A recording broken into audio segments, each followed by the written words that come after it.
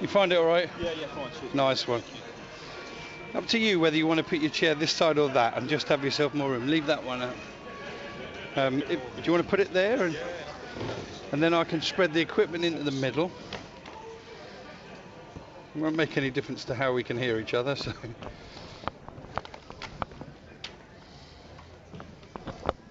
Well, a very good afternoon and welcome to the game stadium for this afternoon's Isuzu FA Trophy 5th round tie between Aldershot Town and Dorking Wanderers. And a very warm welcome back to our visitors from Dorking. The shots next do you normally do the interviews with Mark, or does Bob normally do them? 50-50. Yeah.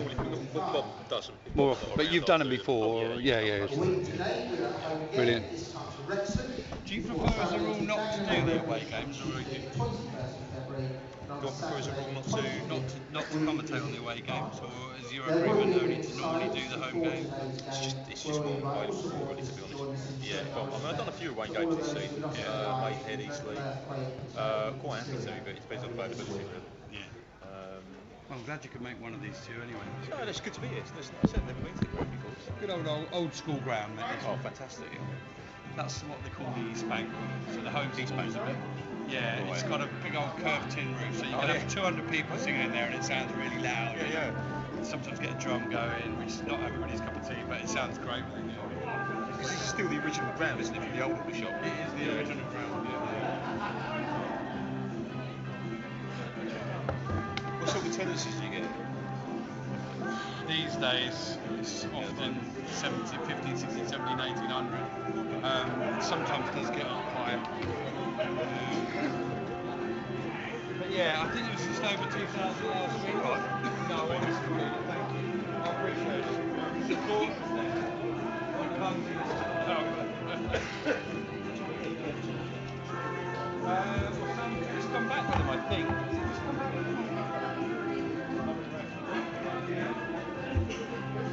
Yeah, should be very shortly, mate. You'll get him on one anyway.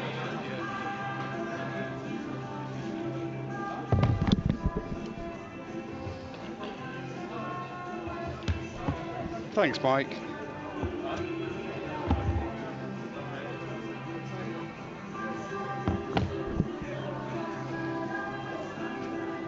Thank you very much. Cheers, mate.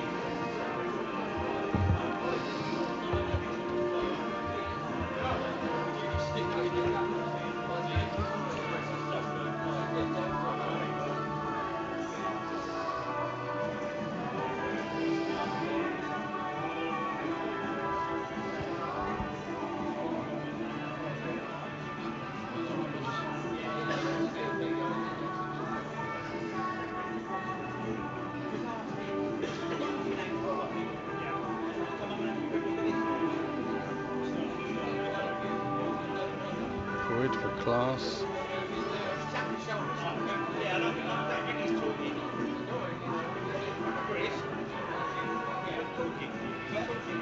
No. Yeah. Rob, when you finish there, Gary just wants a word. Yeah. I'm just about to do my first bit. I'll come over straight after you.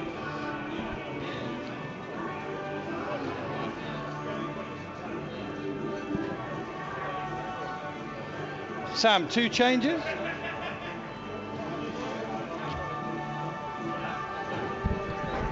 Sam, is it 2 changes? And when we on 3, and the last, played most of the game last year against the Frost. Yeah, good shout.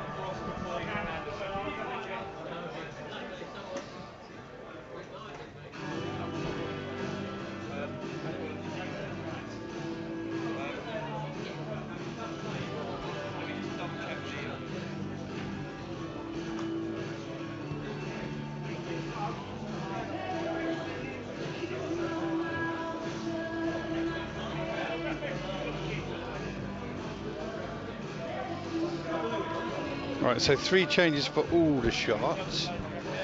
Now, what about when Bobby Joe Taylor's in? Jimmy Mewett in. Josh Taylor in. Jack Jebb in. Joe Cook in. 5 changes, I make it. Yeah, it is.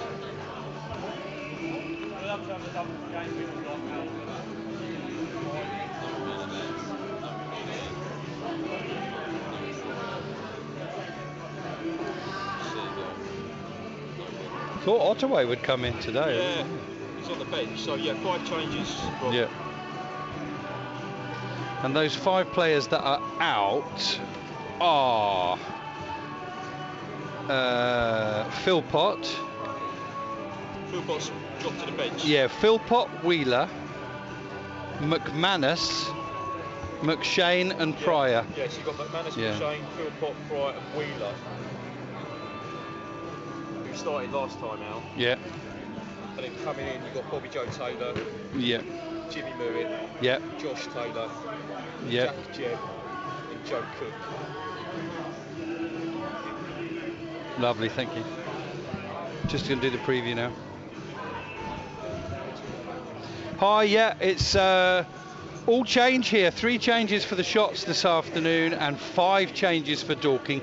Some of those changes, of course, enforced, Cameron, because players incoming perhaps are cup tied and 1 or 2 are coming back from injuries. So I'll give you the full lineup in our second preview. But for Aldershot coming in are Frost, McCoy and Anderson. And for Dorking coming in, Bobby Joe Taylor, Mewett, Josh Taylor, Jack Jebb and Joe Cook. So completely different. That's a lot of changes, 8 in total for both teams, and I think that should give enough of a different feel about this one. Of course, the fact that it's cup as well, and I understand it would go straight to penalties after the 90 minutes are up as well. So all to play for, both sides, 2 of our local sides, just 3 games from Wembley. And at 5 o'clock this evening, or maybe around about 20 past 5, one of these 2 sides will be in the last 8 of the FA Trophy. That's how I imagine he scored.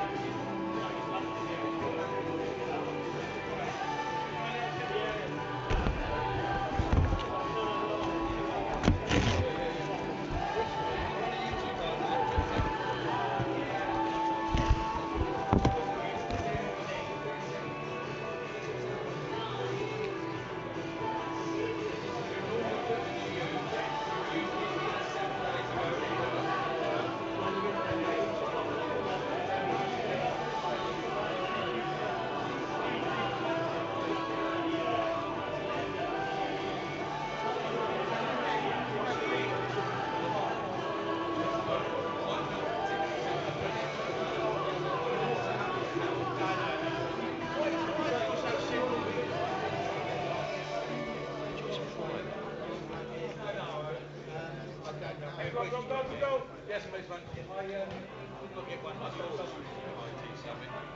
let's not be the last. Let's see if I can find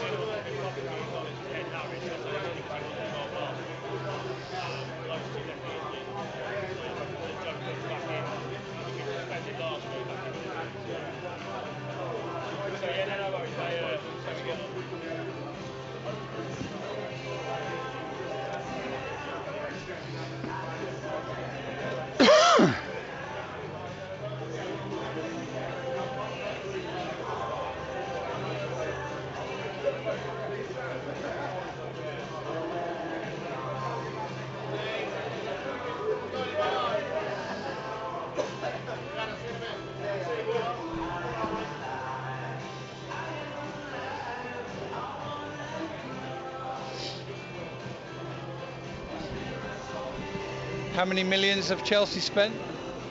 They're heading for their first point after spending their 300 million. 1 point out of 6.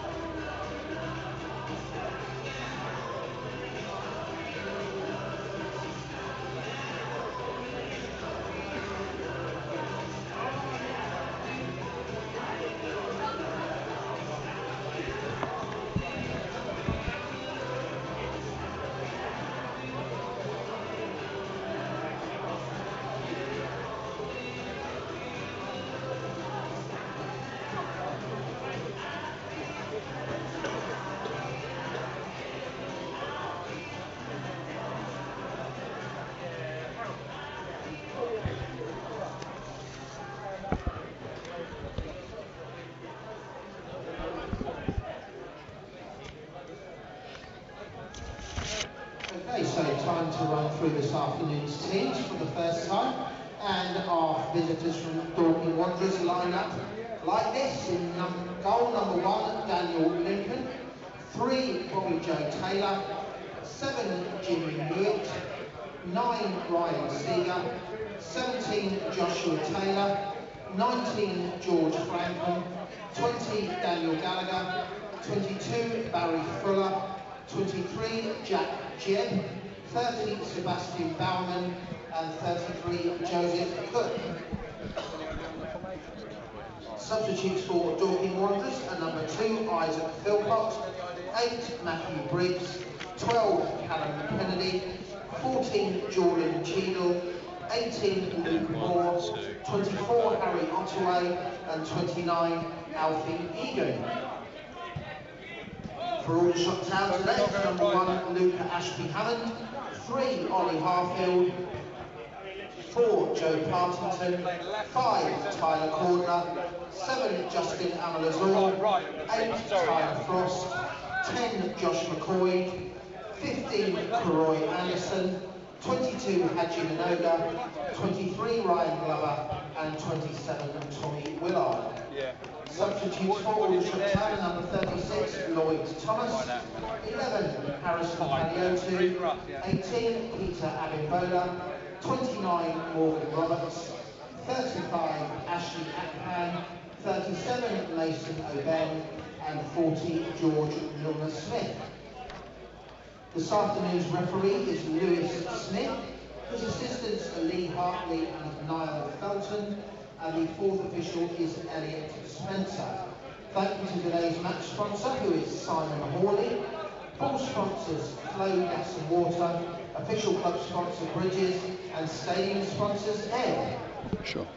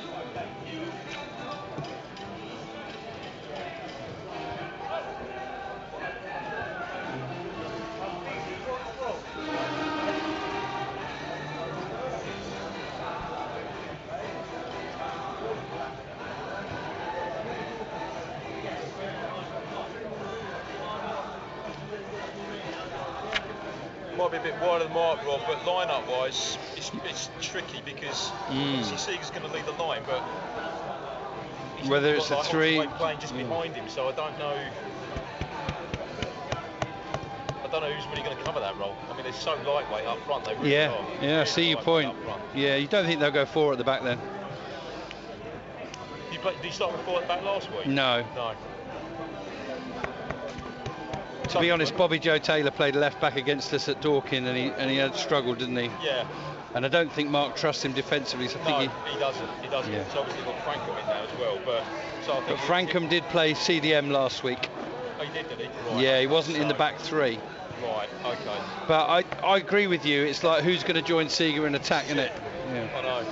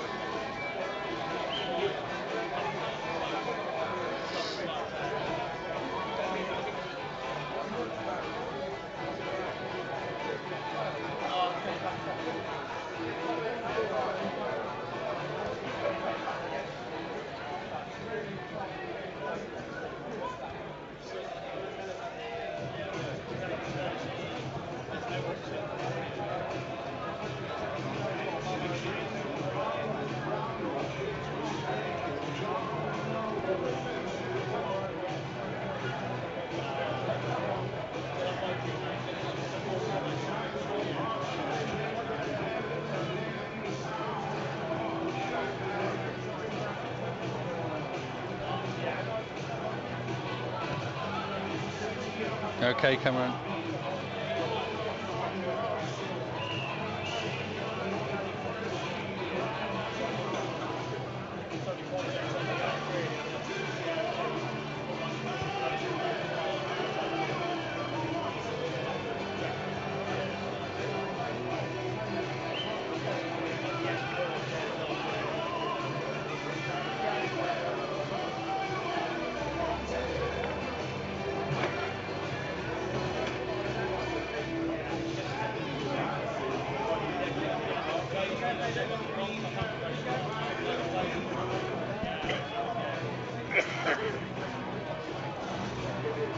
All right, mate.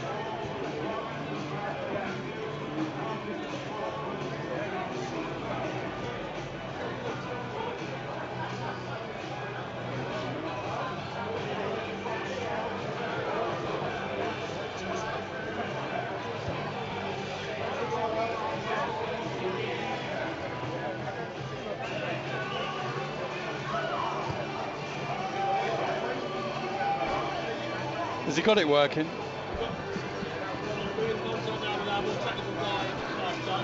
Fingers crossed. Oh, well, yeah.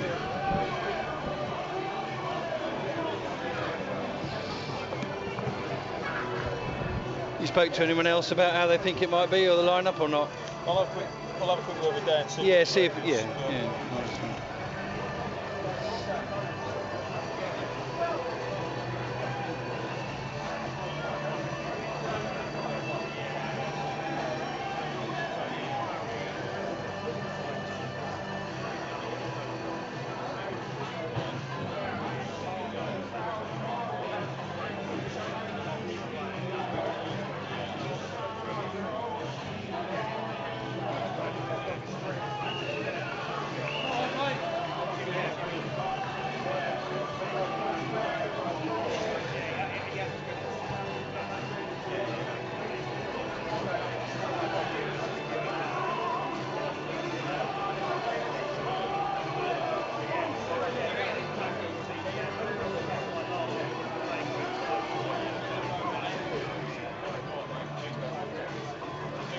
4-5-1. Sorry? We're thinking 4-5-1. Right.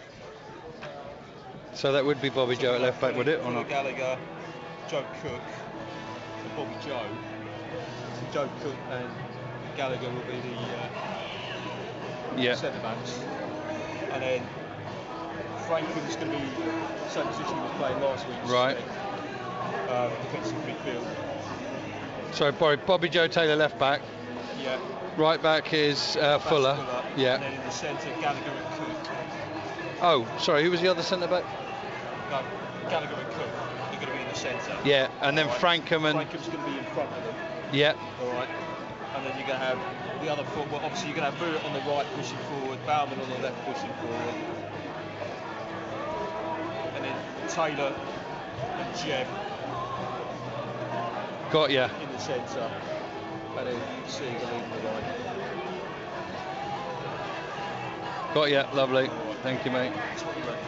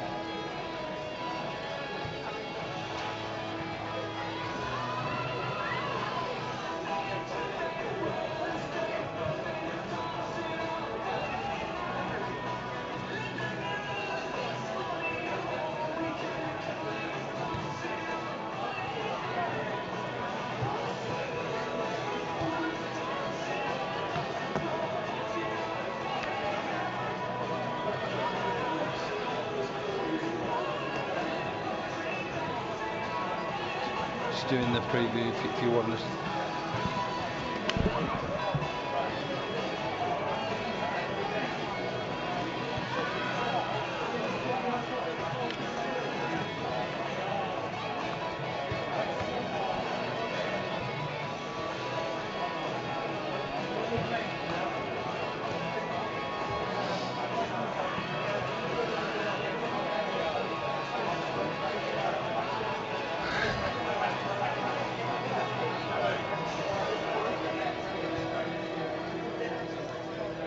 Ooh, where to start, Joe? Where to start? Well, let me say first of all that I don't have Adam Meckie alongside me this week. Got an even better footballer apparently in his day. Chris Baldwin, who often commentates on the Dorking games, he's alongside me, just recovering from feeling a little unwell himself, so he is going to summarise alongside me. So sadly it's going to be me you're talking to all afternoon, Joe. So we're going to try and keep as much as we can the same as last week, but of course already we've got the team news in, and between the two sides there are 8 changes, 3 for Aldershot, 5 for Dorking. Shall I have a quick run through those lineups for you? All right, this is how we think the sides are going to line up. Aldershot in a 4-2-3-1. Ashby Hammond in goal, left to right at the back, Harfield, Cordner, Minoga and Frost. And then the 2 in midfield, McCoyd returning his first start for some months, and Joe Partington, the skipper. And then Karoy Anderson also comes back in to join Willard, Glover and Amaluza in attack. And of course there's no Ini Effiong for the shots, the top scorer, sold for an undisclosed fee to Dagenham in the week. Big talking point, that one here at the EBB Stadium. For Dorking Wanderers, 5 changes. I won't list the players going out, we'll be here all day, won't we? But Dan Lincoln in goal. We think a back 4 left to right of Bobby Joe Taylor, Joe Cook, Dan Gallagher and Barry Fuller, the captain. And then George Frankham, recent signing from recently at Crawley, George Frankham, he'll hold the midfield. Josh Taylor and Jack Jebb in the centre of midfield. And then Seb Bowerman and Jimmy Mewett tearing down the rings to try and support Ryan Seager in attack. So that's our lineups. It's got a bit of a different feel to it. Of course, it's a cup competition, not league, Joe, and we would go straight to penalties should it be level at the final whistle. We'll do our very best here between us, and hopefully we get a good, exciting game. And regardless of the result, I hope that Dorking do themselves a bit more justice this week. I don't think Mark White was too happy last week with their showing. If both teams play to their potential, we could have a cracker. I know I ridiculously suggested a 4-3 last week, didn't I? I just thought if I was ever going to do it, that was the time, and of course it ended 2-0 to the Shots. I'm very, very difficult between a narrow Shots win and a score draw, actually, that would take the game to penalties. And I'm going to have to go with my gut. And my gut is saying 2-1 Aldershot, but I wouldn't be surprised if it's all level and we end up with one of those nail-biting penalty shootouts, Joe.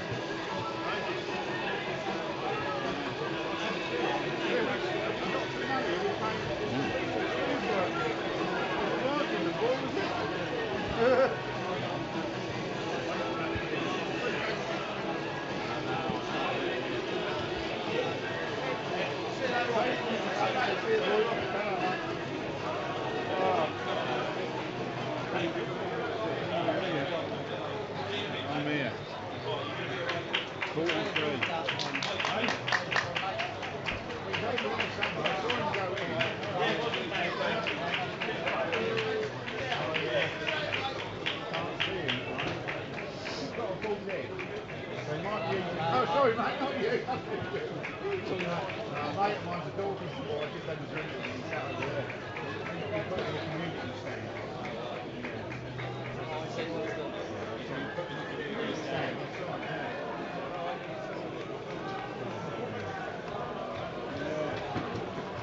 You got the bus, did you?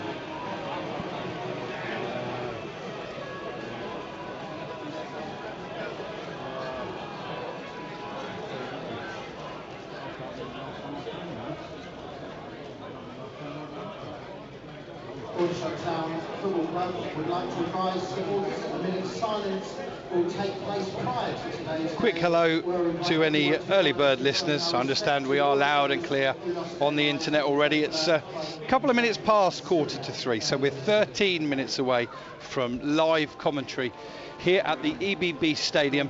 It's not National League this afternoon. It's the same two teams, though, coming to battle in the FA Trophy 5th round. Aldershot Town and Dorking Wanderers, of course, both from the National League's Premier Division. And that'll be with myself, Rob Worrell, and Chris Baldwin, BBC Surrey Sport fellow commentator for Dorking. He'll be alongside me all afternoon. And we're hoping for a game at least as good, if not better, than last week. And, of course, one of these two teams, one of our local BBC Surrey teams, will progress to the final 8. The quarter-finals of the FA Trophy, of which the final, of course, is played at that place, beginning with W, that all Aldershot Town supporters are too frightened to mention. So Chris and myself will get going in around about 7 or 8 minutes' time, and then we'll be joined not just online today, but by our radio listeners in the BBC Surrey area throughout the afternoon. We'll be going to Crawley and to Woking for updates throughout the afternoon. And so, yeah, just setting the scene for you. 3 changes for Shots, 5 for Dorking. Full details to follow in around about 6 minutes' time.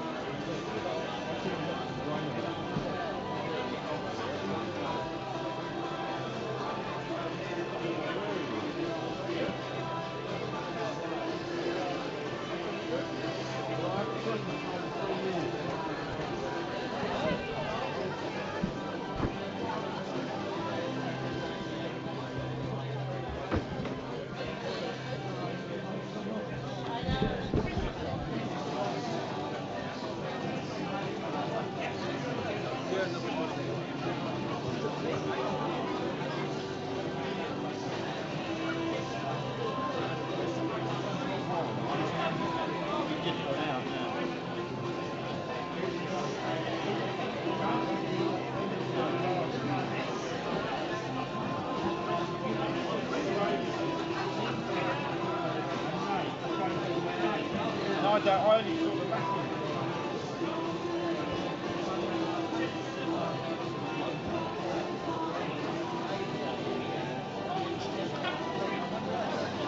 Yeah, that's right. You can imagine what it's like.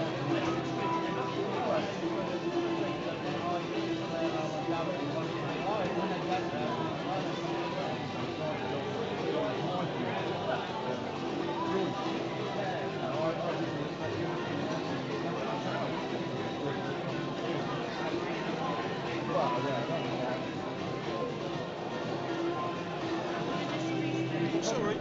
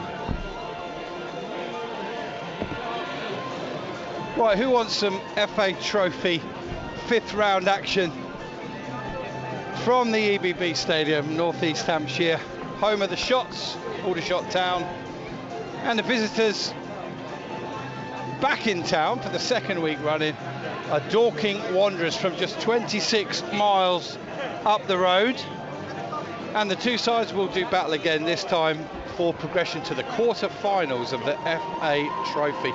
I'm Rob Worrell. A very good afternoon to you listeners wherever you are around the country, around the world. Welcome to Shots fans, Dorking fans, any neutrals that might have chosen to listen in. That list of people includes Colin Hayden, who says we're coming through loud and clear in Tenerife. Hopefully the Shots can get another win today on their way to, well, I've been holding off all morning saying the W word, but I guess we should really, for point of fact, say Wembley. But it's not just Aldershot that haven't been to Wembley, is it? Dorking Wanderers creating their new history as they do year in, year out. And we've got Chris Baldwin of BBC Surrey alongside me as well. Chris, welcome to your first visit to the EBB Stadium. Yeah, thanks very much, Rob. It's a pleasure to be here.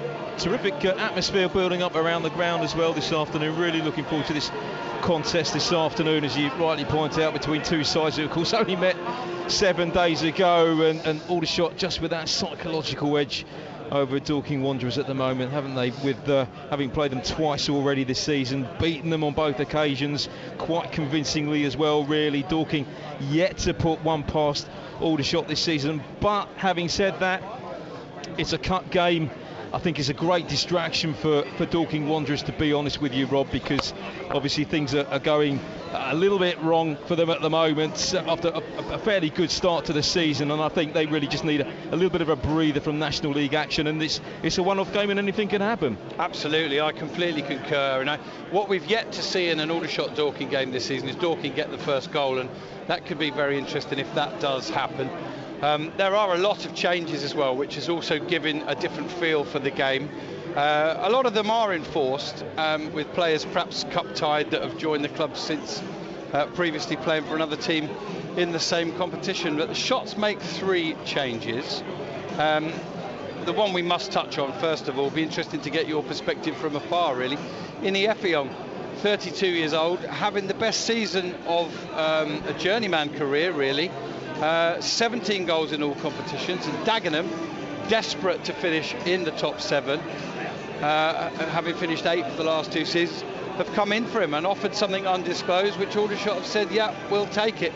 I don't know if they had an awful lot of choice in the matter, because by all accounts the player had decided he wanted to move on. But from a Dorking perspective looking in, that's one big key player out of the way for them, isn't it? Yeah, it certainly was. It certainly is, Rob, and I think that surprised everybody in the course of the last week with the departure of Ini Effiong, as you point out. But yeah, that is a bonus for Dorking Wanderers this afternoon. That said, looking at the lineup, I mean, Dorking haven't struggled for goals this season, but they do look a little bit light up front this afternoon. Ryan Seeger, of course, will be leading the line, but Jason Pryor, who of course came back into the fold having been re-signed by Dorking Wanderers a week or so ago, not in the lineup, of course, because he's cup-tied, so they'll be missing his presence this afternoon. Absolutely, and James McShane as well, who got booked last week and is suspended for today's game. So no Pryor, no McShane, no Effiong for Shots. Players coming in for Aldershot: Tyler Frost, who came on into the game to replace Corey Jordan last week anyway. Josh McCoyd, who is one that Aldershot, as the vice-captain, will be pleased to finally have start in a game. Experienced player at this level. And Karoy Anderson comes in on loan from Charlton, back into the lineup. Had a blistering start, just 18 years old. For Dorking, well, Bobby Joe Taylor, an ex-Shot, Jimmy Mewett, Josh Taylor, Jack Jebb and Joe Cook all come in. Let's take you through those lineups. I'll start with the Shots, and then Chris can give you what he thinks the Dorking shape will be. The Shots, well, I've got the considered opinion of Mr. Steve Gibbs a couple of rows back, and he thinks a 4-2-3-1. Luca Ashby-Hammond in goal, Harfield, Cordner, Minoga and Frost the back 4, left to right. McCoyd and Partington holding the midfield with Anderson in front of them, and then Willard, Glover and Amaluza. A relatively diminutive attack for the Shots. Now, what about Dorking? How do you think they'll line up, Chris? Well, we've been asking questions about that this afternoon, really, Rob, with obviously the wholesale changes that have been made by Mark White. Some of them, as you pointed out, in force, but we're thinking obviously Dan Lincoln in between the sticks, going with the back 4 of Fuller, Gallagher, Cook and Bobby Joe Taylor. Then a midfield 5 effectively of Mewett, Taylor, Frankham, Jebb and Bauman, with Frankham playing just in front of the back 4, and obviously Mewett pushing down that right flank, Bauman down the left and Seagull leading the line. Thank you very much indeed, Joe. We now welcome our BBC Radio Surrey Sport listeners on radio, as well as our online listeners. We're just going to we're going to have a minute's silence. I'll let the PA speak for itself. In the dreadful earthquake in Turkey and Syria earlier this week. The silence will start and end on the referee's whistle.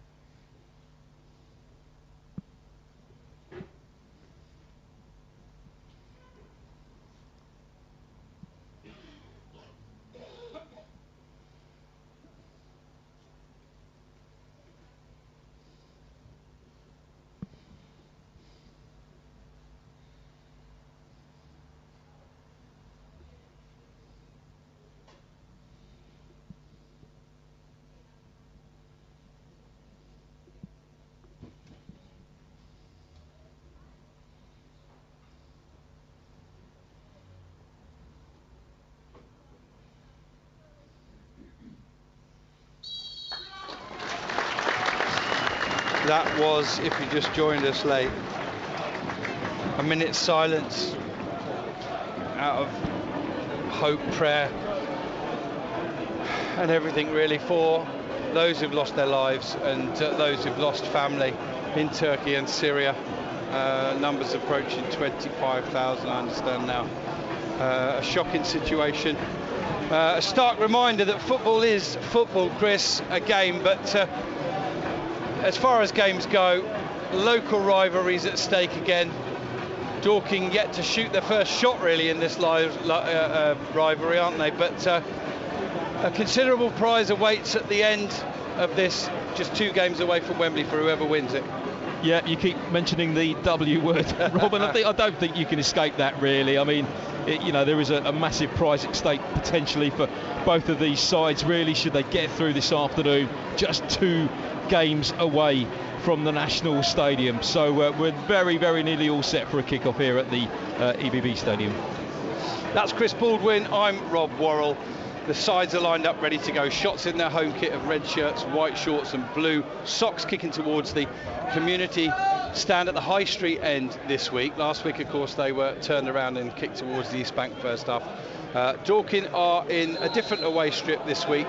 It's a white and pale grey stripes, blue shorts and white socks. And very quickly, Dorking, I think it was the skipper, Barry Fuller, heads into touch, throw in to the shots. Ollie Harfield's going to take. Tyler Cordner is already coming to join his teammates. That's the one bit of good news for the shots this week. Tyler Cordner has signed an extended contract, well on his way, we suspect, to Aldershot Town's player of the season so far. We are 30 seconds in, FA Trophy, 5th round, shots nil, Dorking nil. Ball's going to go behind the goal. Is it away from... No, it's kept in by Dan Gallagher, and he plays it forward off of Tommy Willard. And keeping an eye on the Aldershot Town formation, I think it's as we suspected, other than possibly at the moment, we keep an eye on it, maybe Glover's on the left side and Willard down the middle. Obviously that was the key thing, who was going to play down the middle for shots. Jake Hutchinson, on loan from Colchester, is cup-tied, and so is Ollie Pendlebury, who's played in the competition for Farnborough.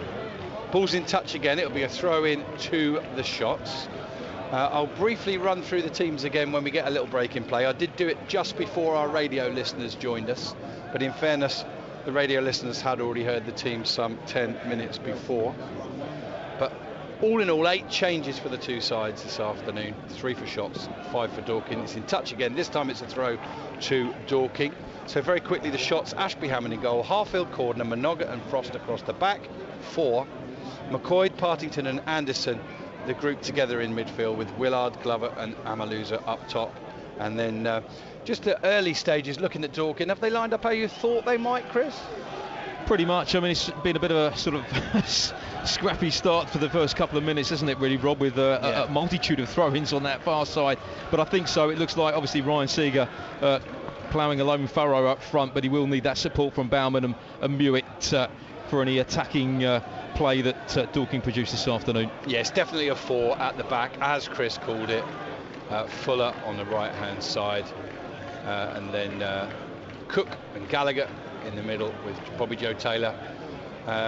Straight from not in the squad at all to straight in the game at left back. He'll be itching to do well. Minoga lets the ball go over the top. Bauman is closer to him than he thought, and he slightly panics. He's off balance as he clears.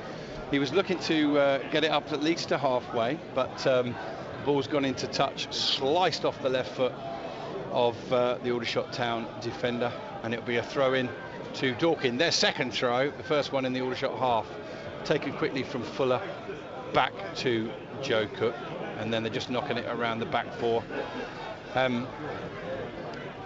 It's been a tough introductory season for Dorking, but they started like a house on fire, didn't they? They racked up 30 points in the National League by mid-December, didn't they? But the issue's been they haven't added to that points tally since, have they? And it's some 6 or 7 weeks now. Yeah, no, absolutely, Rob. Like you say, it was a very good start to the season. It was always going to be a very big step up for them, wasn't it? I mean, you know, we do have to remember where Dorking Wanderers have come from. It's been an incredible rise in a very, very short time frame, of course. But, you know, statistically, it doesn't really look too good for them at the moment. They've only won twice since October. And at the moment, I think Mark White made a comment recently in one of his post-match interviews that when Dorking go a goal down, which invariably they do at the moment, their heads seem to drop straight away, so they need to try and realise that there's still plenty of football to play. But I fear that it will be a bit of a relegation scrap for them now this season. That's Chris Baldwin. I'm Rob Warren. Listen to BBC Radio Surrey Sport, the BBC Sport app, BBC Radio Surrey, where we'll be keeping you abreast not just of this game but also of Crawley against Crewe in League 2 and Woking against Bournemouth in the National League throughout the afternoon. And we'll go for our first round up in 3 or 4 minutes time from those games. Until then, Chris and I will keep you posted on this one. And the story of the opening 4 minutes is the touchline, really. It's received more passes than any player out there, and I think this must be the 7th or 8th throw-in of the game so far. Forward it goes, Fuller wins it in the air, Harfield goes up with Josh Taylor, and the assistant referee on the far side says that it was the Aldershot player that got the last touch on it. So another throw-in then to Dorking.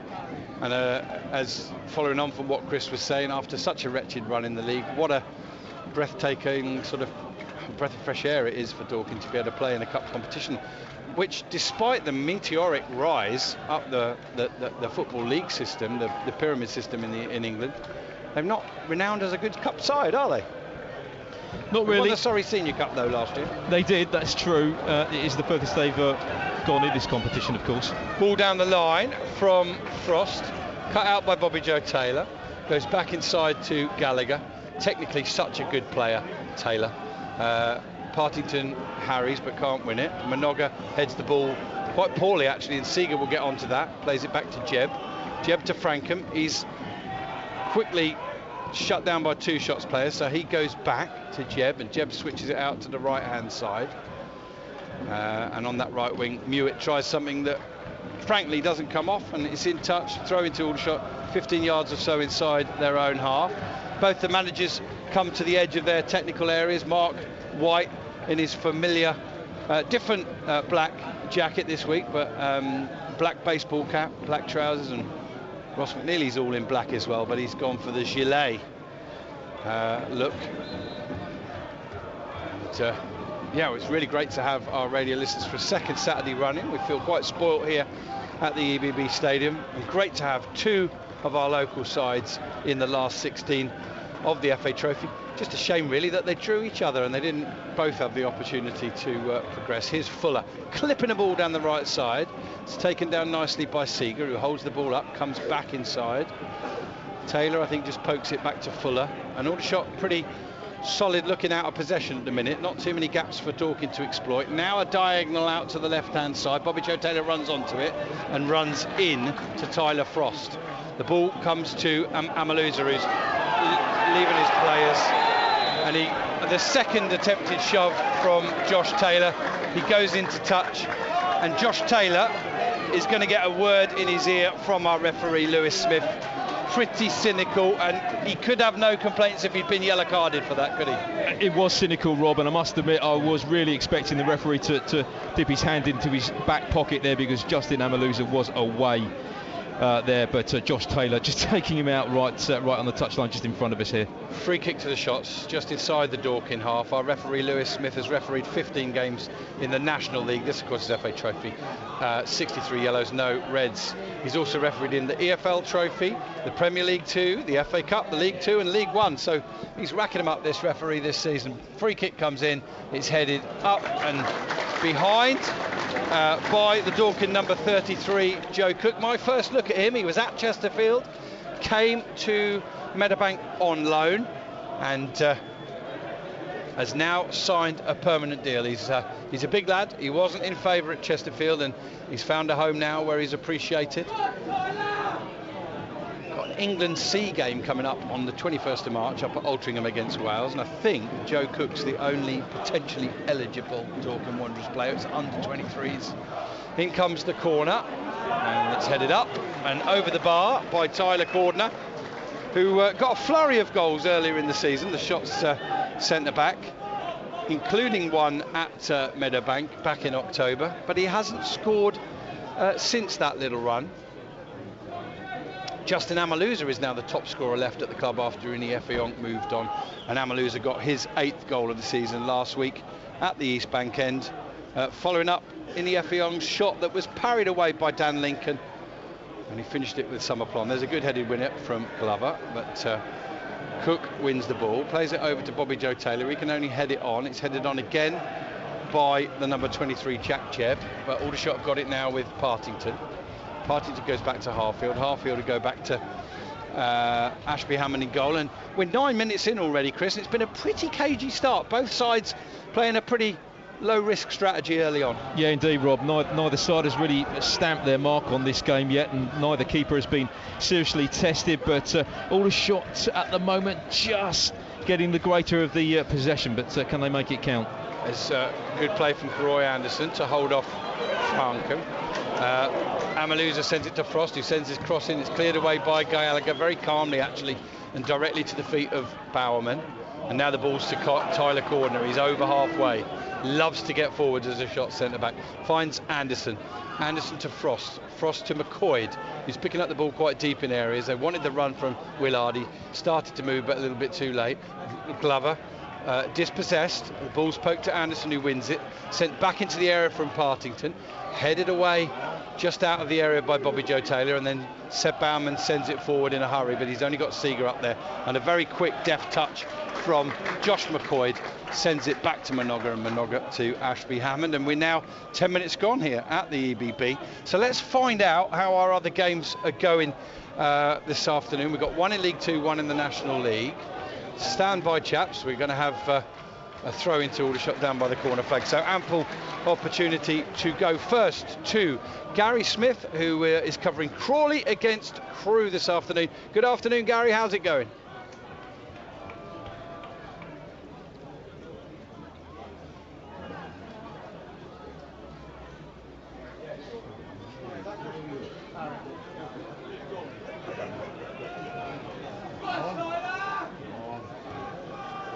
Cordner coming forward for the throw.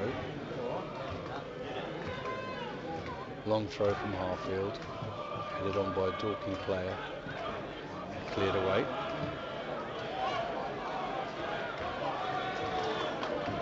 Willard has it on the right hand side of the penalty area, tries a turn, doesn't come off. Thank you very much indeed, Gary, and let's go straight to Flo Pollock. Woking having a storming season in the National League. They've got stiff opposition in town in Luke Garrard's Boreham Wood. How's the first 10 or 11 minutes gone, Flo?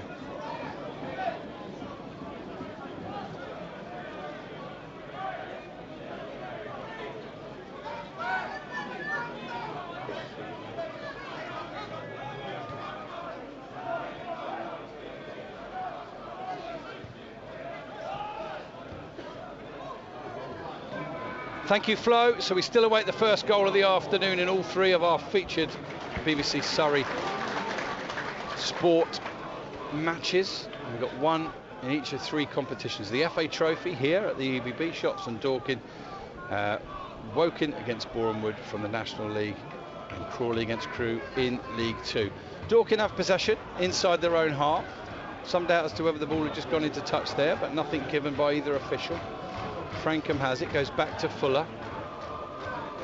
And whatever Dorking's game plan is today, what you can see is they're very low risk early on. They're just knocking it around, trying to get a platform on this one that they didn't quite get last week. That's a foul surely on McCoy, nothing given, but the ball goes to Amaluza, who manages to play it off of Jack Jebb into touch.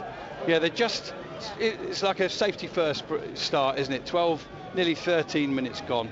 And Dorking themselves have looked quite solid, particularly at the back early on. Yeah, they've looked solid, Rob, definitely. And looking at, I mean, I've watched quite a few matches, obviously, this season. They tend to have the bulk of the possession in any game, but it's just, they just lack that clinical side to their finishing in that final third. And again, I know that neither keeper's been seriously tested in this match so far, but you know, Dorking haven't really presented any kind of opportunity in that final third of the pitch yet. Chances were few and far between for Mark White's men last week, but they did have a great chance on the hour and McShane it was that got his shot away. He beat Ashby Hammond, but it came back off the post. Here's a ball over the top, which Cordner touches back to Ashby Hammond. His clearance is skied quite high and not very far. Taylor heads it back. Good headed winner from Frost, helped on by McCoyd. It finds touch in front of Ross McNeely, who gives the ball back to Bobby Joe Taylor. Dorking didn't actually dominate the possession last week. That's something that surprised me. Mark often talks about how they had 65% possession or whatever, but didn't have enough thrust about them. I think last week it was much more even. But I would say Dorking have had, as Dan Gallagher plays a pass back there to his keeper that was on target. It's dealt with comfortably by Dan Lincoln. And I know when they have the overload at the back, Mark likes them to play it, doesn't he? Likes them to play it out. Eventually Gallagher goes forward and it finds touch. Yeah, he's big on his overloads, and wherever it is, he wants his team to play, doesn't he? He does, yeah. That was a ball there from Dan Gallagher, looking to release Seb Baumann on the left-hand flank, and I think that Dorking need to try and utilise Baumann and Mewett on those flanks as much as possible. They're not really giving them much of an opportunity at the moment. That's Chris Baldwin, BBC Surrey Sport commentator for Dorking. I'm Rob Worrell, the regular Aldershot Town commentator. So we're split half and half this week. We were last week as well, because we had Adam Meckie alongside us, who was an ex-shot, but very definitely Dorking these days. Here's the ball being held up by Jack Jebb. Gives it short, comes in, an early cross. Shot comes in on target and blocked for Dorking. And Aldershot trying to play it out of a tight situation. Harfield plays it off of his man and then has to stick his right foot through it. Up towards McCoyd. He competes with the number 37, was it? Yeah, Frankham seems to have a different number to the one I've been given, but he's listed as 19 on the team sheet, but he's wearing 37. 37 is his squad number, Rob. 19 is Jason Pryor, who obviously doesn't feature today. Yeah, that's some feedback for our media team there. I was just thinking I haven't got a 37 on my squad list. Who is it? Right, ball up to Amaluza. Quickly looks to turn Bobby Joe Taylor. Rides that tackle, gets away from Josh Taylor as well. Inside right channel to Tommy Willard. Willard gets his cross in and it hits Gallagher. A couple of stray shouts for handball, but well positioned from Dan Gallagher. Oh, ball given away, but it will still go to a Dorking player. And now Minoga, who's pretty quick, will be in a foot race with Seeger. Minoga has time to choose his option. He goes back to Ashby Hammond and then plays it out to the left where Cordner can advance with 10, 15, 20 yards of space in front of him. And it remains shots nil, Dorking nil. We're in the 17th minute. Now we've got Ollie Harfield pressing into the back of a Dorking player. The ball goes into touch off of Joe Cook, and good pressing there from Harfield. Loves to get forward for the shots. I think we'll see Tyler Frost, who's playing at right back, keep a much more defensive shape, meaning that at times Minoga and Cordner and Frost could be a back three. But right now Aldershot have an attacking throw at the other end, so you can bet your bottom dollar that Tyler Cordner is up there in the penalty area. In comes the ball. It's down and poked by Partington back out to the left hand side to Harfield, who get his cross in, and it's headed away by Gallagher, picked up by Glover inside the penalty area. Partington has a poor touch. Glover pokes a foot in and temporarily wins it, but Dorking have got it under control again now. Fuller plays it up towards halfway. Minoga wins the header. The rebound falls to Tyler Cordner. He plays it nice and simply to Harfield, and Aldershot with Karoy Anderson. Nice quick footwork from him to lose his man. Then he sends it out to the left side to Glover. For any Shots fans that joined us late, with Ini Efeong having transferred to Dagenham, Tommy Willard's down the middle for Shots. Amaluza's on the right side in attack, and Ryan Glover on the left side. And he's just put his head to his hands, Glover, because he had a ball played up. He tried to play it first time back out to the left to Harfield, and he caught it far too strongly, and it's just flown into touch. So we'll keep you abreast of other scores throughout the afternoon. We'll be using two different apps really, one that does give score updates on the FA Trophy, and the regular one for coverage of the National League. So we'll keep you abreast of other scores. It won't be too long before we go back to Gary and Flo for updates on their games. At the moment in the FA Trophy, it's goalless here at Aldershot. The only goals I can see: Bracknell 0, Altrincham 1, Hungerford 1, Farsley Celtic 0, and Torquay United 0, Barnet 1. That goal came very early for Harry Smith in just his second game for Barnet. 2 minutes in, Torquay 0, Barnet 1. Barnet, the highest placed National League team left in the FA Trophy at the last 16 stage. 5th place, the big four have all gone. Absolutely. I was going to say, Rob, it gives a great opportunity, doesn't it, for the likes of Aldershot and Dorking Wanderers to progress further in this competition? Absolutely it does. The shots have been close on a few previous occasions. They've been in the semi-finals twice when it looked easier to go through than not, but they found a way not to go through. Cause of a lot of heartache for Shots fans. 2-legged tie against Ebbsfleet and one against Hednesford a few years before that, where Nicky Bull got sent off and Tim Silves went in goal. And then a quarter-final defeat to Havant and Waterlooville when Havant and Waterlooville were in the National League South, as they are again now. A little touch round the corner doesn't come off from Minoga, but Tyler Frost does well to stick his toe in and win the ball back. Here's Justin Amaluza losing out, but the ball breaks free to Karoy Anderson. He holds off his man and then wins a free kick from Josh Taylor. Josh Taylor, a quality player at this level, has been out for a while. He came back off the bench last week and he starts for the first time this afternoon. Here's Dan Gallagher getting his head to a ball. Bobby Joe Taylor will pick it up down by his own corner flag, plays it inside to Gallagher. Always looks composed to me, Dan Gallagher, the best of all the Gallagher brothers, of course. Far better than Connor at Chelsea, right?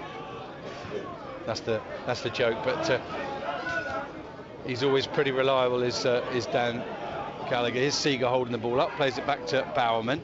Forward run from Jeb, but corners onto it. Ashby Hammond clears, not the best clearance. Glover does well to win his header, but he can only direct it down into the path of Joe Cook.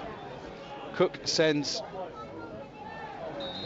Cook continues with his run, and then he just puts his hands on one of the Aldershot Town defenders, and it'll be a free kick to the Shots. But we are now 21 minutes in here at the EBB. Defensive free kick to the Shots. Perfect opportunity to go back to Gary Smith, who is at Crawley against Crewe. Gary, any score yet?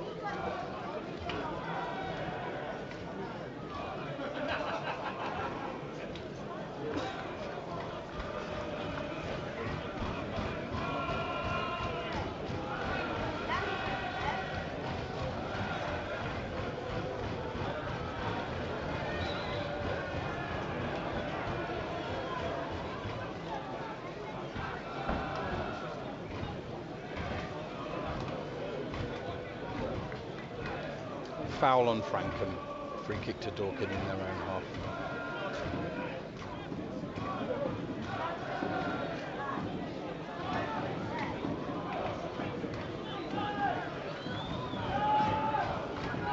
Thank you very much, Gary. No action here. Defensive free kick to Dorking at the moment. You've missed nothing here. In the National League, there's only 3 games have survived. 3 o'clock kickoffs anyway. Chesterfield will play Notts County later. No goals at Wrexham and Wealdstone. No goals at Dagenham and Solihull. What about Woking and Boreham Wood? Flo Pollock.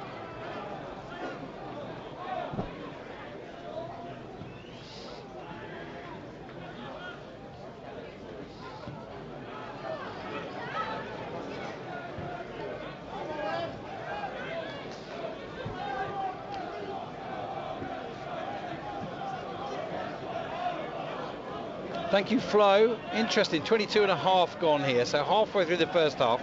And Chris, for the first time in a long, long time, I have not made a note of any kind of goal scoring opportunity for either side yet, halfway through the first half. Yeah, it has been that sort of game, Rob. It's really quite flat at the moment. Neither side really have imposed themselves on the other. Possession-wise, probably about 50-50 really, but... Here's Dorking on the right-hand side. Ball's driven across, and Ashby Hammond comes well off his line to go to ground and snaffle it. Just as Ryan Seeger was ready to pounce in the middle. It was Barry Fuller who got forward in instalments there. Yeah. That's him.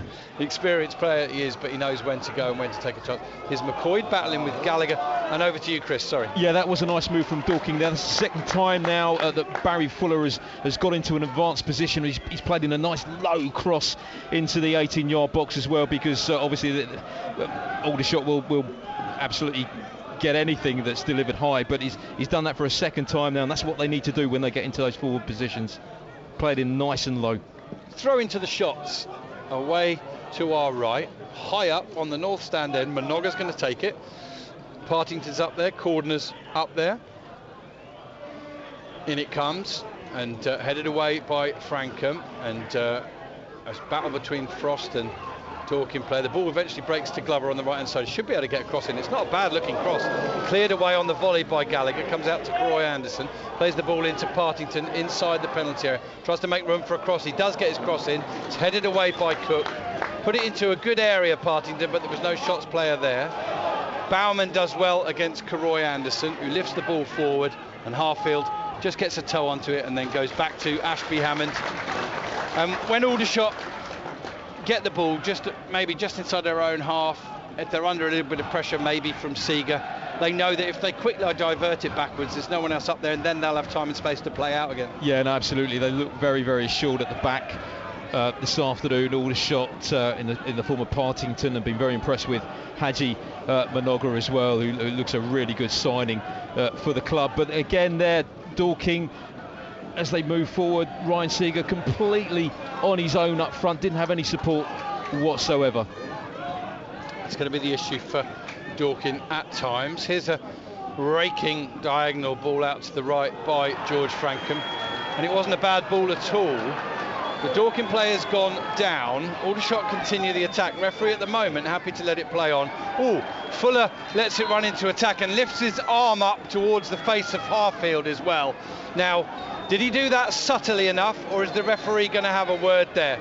That looked a little bit, how can I put it, clever to me, the way that Fuller just lifted his elbow up to the left. Did you spot it, Chris? Yeah, he did raise it, Rob. I'm not sure really whether that's going to warrant certainly a red card anyway. It's Mewett who's gone down. I kind of, he was enforcing, he was saying, no, I'm seeing this into play, yeah, and I'm not giving you any opportunity to take it because our player's down. Exactly. So I understand the sentiment behind it. I think so, and hopefully the referee will sort of pick up on that as well. I think he's just had a word with Barry, who can get a little bit frustrated at times. Pleased to say that Jimmy Mewett is back up on his feet, just walking away to the touchline now on the far side. Yeah, he felt awkward. A couple of big decisions then for Lewis Smith. First of all, he decided it wasn't a foul on Mewett. I don't have a clear view on that because I didn't really see it. I did see Fuller, and the referee's going over to talk to Fuller again now.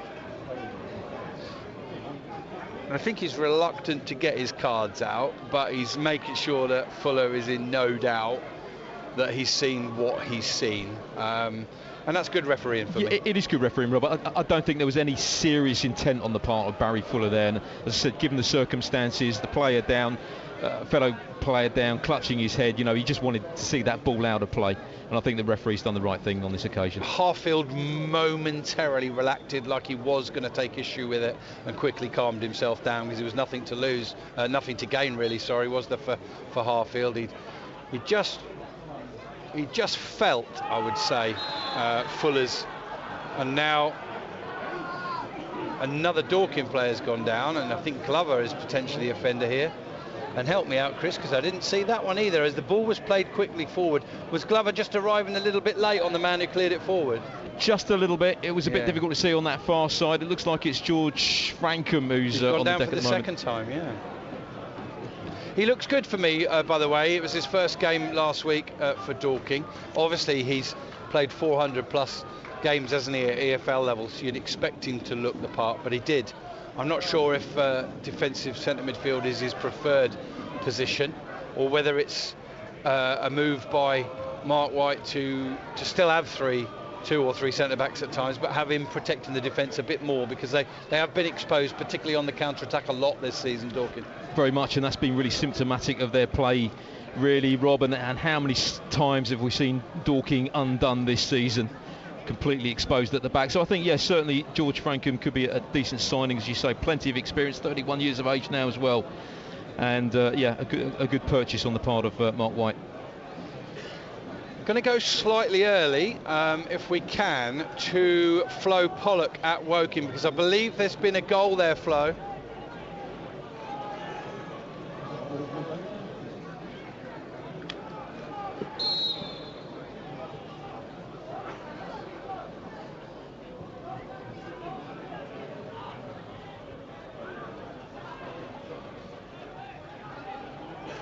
Thank you very much, Flo Pollock. So another player down here now. It's an Aldershot Town player this time, Minoga, I think.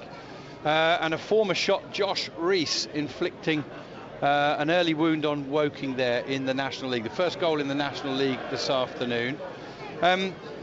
It was a scrappy first 25 minutes of the game with no clear goal scoring opportunities. And in the last 5 minutes, it's descended into really a little bit of ill discipline. This is going to be an interesting one for the referee. He's got to assert some control. I'd be surprised the way we're going if we get to half time without a yellow, Chris. Yeah, to be fair to the ref, he's tried to let the game flow as much as possible, but you certainly couldn't have argued if he had produced a couple of yellow cards at this stage of the match already. All right, a quick look at those FA Trophy ties. Farsley Celtic have equalised at Hungerford, and Altrincham have scored a second goal at Bracknell. The games between Southend and York, and Eastleigh and Maidstone, and Banbury and Gateshead, and here at the EBB, Aldershot Town against Dorking Wanderers, are all still 0-0. I'm told across the board it's 90 minutes and then penalties today in the National League if scores are level. We're back underway. Cross from Fuller, headed away by McCoy up towards Willard, who feels he's being held. Aldershot come away with McCoy, but nice bit of tidying up play from Bobby Joe Taylor, and then a ball round the corner from Gallagher. It's helped on by Mewett, but Ashby Hammond's to the edge of his area and he'll snaffle it. I'm struggling to... It's not a bad game, it's competitive, isn't it? But there's just no end product from either side at the minute. There's a ball into the right channel. Willard will chase against Gallagher. Gallagher will use all his experience just to shepherd it out. Willard tries to sort of bite but can't get any purchase and goes behind the goal, away to our right at the High Street end. We are now pretty much 31 minutes in here at the EBB, and we've yet to have a goal scoring opportunity of any kind, Chris. I mean, not even... Was there a block shot perhaps somewhere that I didn't make a note of? I think that's about it. I think so. I think there was one occasion where Barry Fuller drove in a really low cross on that right-hand side, and Ashby Hammond had to be alert to gather the ball. But that aside, yes, it's been a very, very quiet afternoon for both keepers. Absolutely. Ball forward from the back, flicked on by the head of Josh Taylor, gives it to Bauman, who gives it back to him. Bauman will now find Jeb in a bit of space, strokes the ball out to the right-hand side to Mewett. Mewett up against Harfield. Tries to get his cross in, comes off of Harfield and rebounds into the path of Josh Taylor, but now it's bounced off of him, and Joe Partington can play it up towards Willard, but just stepping quickly in front of him is Joe Cook. And it's very difficult for Tommy Willard, with his diminutive stature, to dominate up there like Ini Effiong does, and it's a big standout looking on. For Aldershot to not look up and see Effiong and not see a player of size and stature, it's a big difference today, and there's no doubt from an Aldershot Town attacking point of view, they can't dwell on it, but they are clearly missing the presence of Ini Effiong. They certainly are. You can see they're having to adjust to that, because you know he has been such a presence for the club, as you say. He was the top goal scorer as well, so they certainly have missed him this afternoon. It's Eastleigh 0, Maidstone 2 in the FA Trophy. That one crept up on us very quickly there. No other goal changes from the scores I've given you. But it's the side struggling down the foot of the National League that are winning at Eastleigh, who are pretty high up there. Ball round the corner from Frost. Didn't look and gave it straight to Bobby Joe Taylor. Joe Taylor sends it inside to Frankham. He'll give it back to him now. Not much opportunity so far for Bobby Taylor to get forward. I think reading between the lines. I think more than anything he needs to have a good defensive game for Mark White today. There's a ball played forward on the left hand side and Baumann will just keep it in, down by the corner flag, back onto his right foot, comes across the line. Good interception from Amaluza, who wins it and then loses out and then plays it calmly to Frost, who drills the ball down the middle up towards Willard, but again Gallagher just nips in front of him, and it's good play from Gallagher, but Willard's got to get on to the first ball and hold it up better. That was low enough, wasn't it? He just misread it slightly and Gallagher read it superbly. Gallagher, by the way, in the first half an hour last week was outstanding for Dorking, and you felt for him when he was left exposed against Effiong, because it looked like he was the one beaten for the goal, but he was just so exposed last week at the back. I would imagine Dan Gallagher breathed a huge sigh of relief after the news of the departure of Vinny Effiong a few days ago. Absolutely. So here's Dorking in the build-up, and they're just threatening to have that slightly greater possession overall in the first half. Here's Taylor, well forward, making his way forward, left foot, edge of the area, and loses out. It's cleared forward by Tyler Frost up towards McCoy, who's being pulled down by Frankham. And, you know, it's crazy. I know the referee's clearly reluctant to get his cards out, but that's another one for me. Could have shown 3 already. And you know what will happen, don't you, Chris? When he shows one, it'll be an innocuous foul, but just at the time that he's ready to show his first yellow card. Yeah, George Frankham wrestling his opponent to the ground there, and again that certainly could have warranted a yellow card. Just going back to Bobby Joe Taylor, good run right up to the edge of the box, but yet again just that final ball lacking on the part of Dorking Wanderers. That's Chris Baldwin, I'm Rob Worrell. We're at the EBB Stadium in North East Hampshire, home of Aldershot Town, against Dorking Wanderers. Last 16 of the F8 trophy, ball forward from shots, headed away by that man Gallagher, only as far as Karoy Anderson.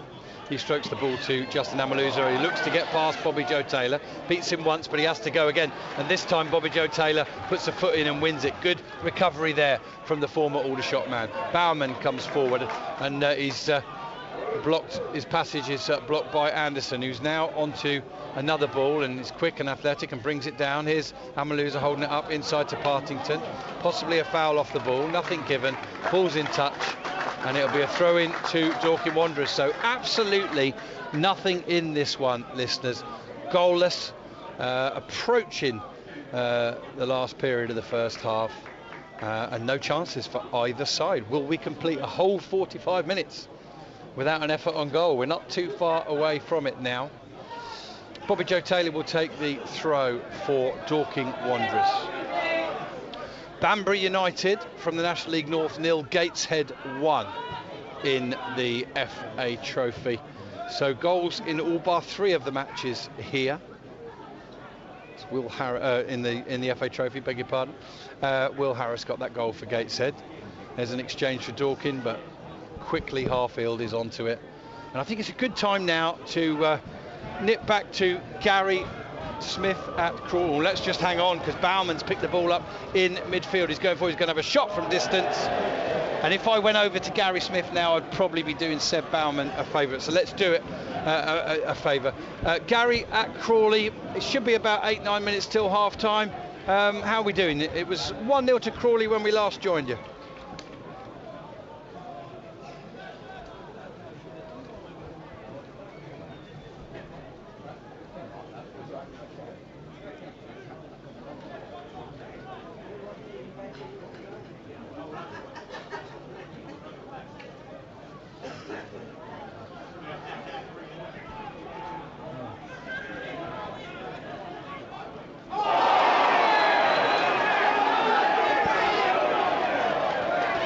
Yellow card for Dorking, Josh Taylor.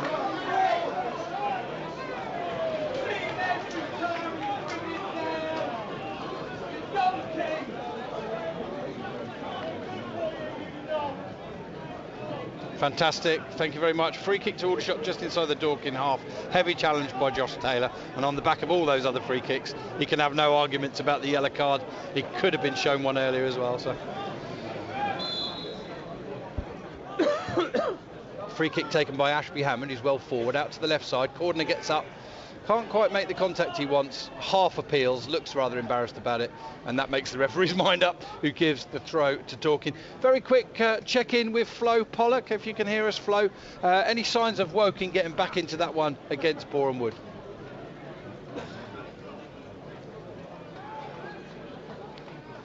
We just go.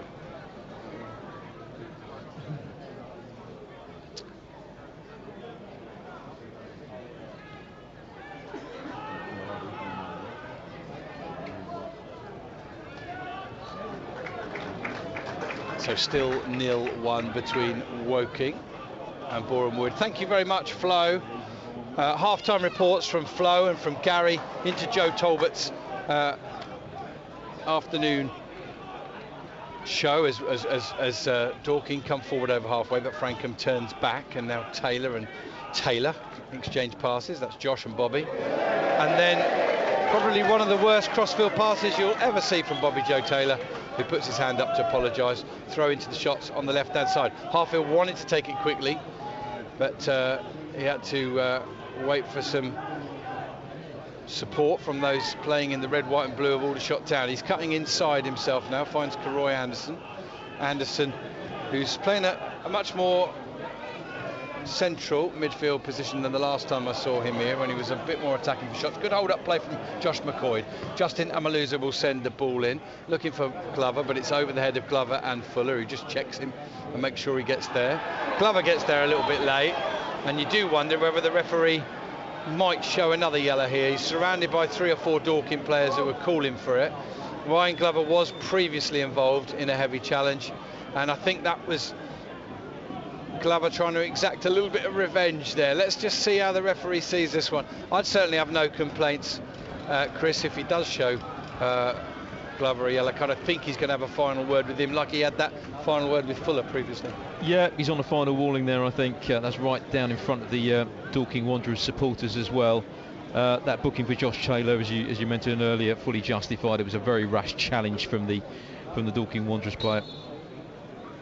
It's Chris Baldwin, I'm Rob Worrell. You're listening to BBC Radio Surrey Sport, either online or on the radio, or via the BBC Sport app. Is Dan Lincoln taking this free kick for Dorking deep into the Aldershot half. Karoy Anderson can only head it backwards, and then he challenges with Taylor. It's flicked on by Amaluza, and then Willard, who's had absolutely no joy at all in this first half playing as a central striker, again is beaten to it. But there's good work from Frost to get a foot in. He can't find an Aldershot player though. Good build up from Dorking. They're going to have to start again with Bobby Joe Taylor. Taylor feeds Frankham. We're in the 41st minute. Shots 0, Dorking Wanderers 0. And now Gallagher has it just inside his own half, and we still await the first opportunity at either end in this match after 41 minutes. I guess there's 2 missions in football, isn't it? 1, score at one end, 2, keep it out the other, and both sides are doing well with the latter. Here's Bobby Joe Taylor. Can he get a crossing on the left-hand side? He elects to feed the ball to Bauman, gets it onto his right foot. Cross comes in, headed away, followed up, blocked by Karoy Anderson, and then good headed winner from Tyler Frost. Frankham heads it back into the mixer. Karoy Anderson heads it away, comes back to him, and then it will run loose. Will it run to Glover? No. Mewitt gets it, but Glover anticipates his next move well. Plays it back to Harfield. Harfield down the line to Tommy Willard, who will have been dying to play centre forward, out and out centre forward for shots for a long time. And he'll be going into the dressing room as it stands, Chris, 42 minutes, with not having had a sniff. Hardly of even holding the ball up all the first half. Absolutely. No, Dan Gallagher has certainly got the measure of Willard this afternoon, no doubt about that. I think both sides, with 3 minutes or under 3 minutes of the first half remaining, will look to keep it tight. Of course, Dorking Wanderers conceded a goal, didn't they, just before the break last week. And I think both sides will probably be more than happy to go in goalless at the break here. Here comes Dorking putting a bit of pressure on Minoga, battling away for the ball there. It's a good challenge down by their own corner flag shots. In the end, they play it off a Dorking player into... Now, Dagenham and Redbridge took the lead against Solihull Moors, and you've guessed it, Ini Effiong with the goal for Dagenham, but Solihull Moors have already levelled. So it's 1-1 there, and Effiong continues his rich scoring vein. but in the red and blue of a different colour, Chris. Oh, the irony. That's the way football goes. No, he's a big loss, as we've already pointed out on numerous occasions this afternoon, Rob. Exactly. McCoy plays it forward, off a Dorking player, volleyed then by Frost up towards Willard, and again Gallagher gets in front of him. But McCoy does well to win it back, and then the ball clipped through the middle, and he's just offside, Willard, only just. But it will just heap frustration on frustration for him. If he could have just stayed on, he was inside the defender. If he'd stayed on, he'd have been in. He'd have had a clear opportunity one-on-one. Yeah, he just ran ahead a little bit too early there, Willard, and only by about half a yard or so. But I tell you what, if he was onside there, he would have been through. He would have scored. Okay, that's news from elsewhere in the National League then. This afternoon, Woking 0, Bournemouth 1, Dagenham 1, Solihull Moors 1, Wrexham 1, Wealdstone 0. Wrexham with a win will go top of the league prior to Notts County's game later against Chesterfield. Paul Mullin, who else, in the 40th minute, is a ball inside. Partington lets it bounce, plays it back to Tyler Cordner. And, well, I put it to you, I mean, we're a minute or so away from the 45, but if they do go in 0-0 at the break, there's no doubt for me which is going to be the happier of the two managers, Chris, and that's going to be Mark White, whose side will have completed 45 minutes without conceding, probably having had the Lions' share of possession and having really blunted the Aldershot attack. Absolutely, they look pretty assured at the back this afternoon, playing with that back four, of course, which has made a big difference, and Aldershot haven't really been unable to unlock that Dorking Wanderers defence. So yeah, he will certainly be satisfied. All over the top, Seeger putting pressure on Minogue, who's very quick with his touch and then comes away with the ball. He's fouled. Referee either doesn't think it's a foul or waves play on, because Aldershot kept the ball anyway. Frost up towards Amaluza, who chests it down and recovers well to pick up the ball, and then knocks it into a bit of space and is pulled down by Bobby Joe Taylor. And I think Amaluza knew it was coming, and Bobby Joe Taylor knows what's coming. Both Taylors for Dorking have been booked in this first half. Mark White's having a little bit of a say down on the touchline there. Don't think he's too happy on that. A little bit unlucky for me, Bobby Joe Taylor. It's his first real foul of the game, and I'm not sure that was a yellow. I think it was Amaluza made the most of it. Judging on some of the other challenges that we've had in this first half, Rob, where the referee has given them the benefit of the doubt, I don't think really it was a yellow card, but that's the second booking of the afternoon for Dorking Wanderers. Yeah, it's not the foul you make, is it? It's when you make it so often, and that's frustrating for players and supporters. Here's Harfield with the free kick for the shots. We're going to have 2 added minutes. We have still to have a shot on goal at either side, or even off target. Nothing. Nobody has pulled the trigger anywhere remotely near a goal this afternoon so far. Aldershot will try and build what might be their last attack. Minogue's received it on the left-hand side and can't see too many options at the minute. And I think now it's safety first again, like the game started, and no one wants to make a mistake. Here's Harfield looking to play a diagonal ball forward. Frost running onto it, should be cut out by Taylor. Taylor's touch is poor, and Frost can quickly pick that up, and he'll go back to Tyler Cordner. Cordner into the feet of Partington, who gives it straight back to him.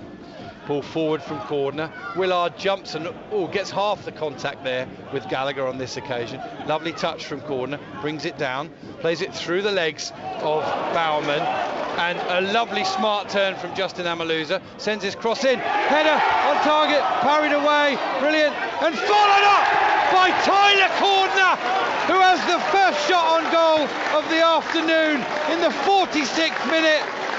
And he buries it for his 6th goal of the season. A grasping save from Dan Lincoln, much like last week's in the first half.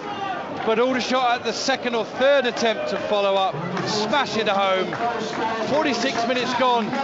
Aldershot Town 1, Dorking Wanderers 0. Yeah, and you've got to feel sorry for Dan Lincoln, who's just receiving some treatment at the moment as he took a knock in the melee that ensued there in the 6-yard box. It was a fantastic save from the Dorking Wanderers keeper, but a good finish in the end, an easy finish in the end for Aldershot Town, and a great time for them to score and open their account in this game.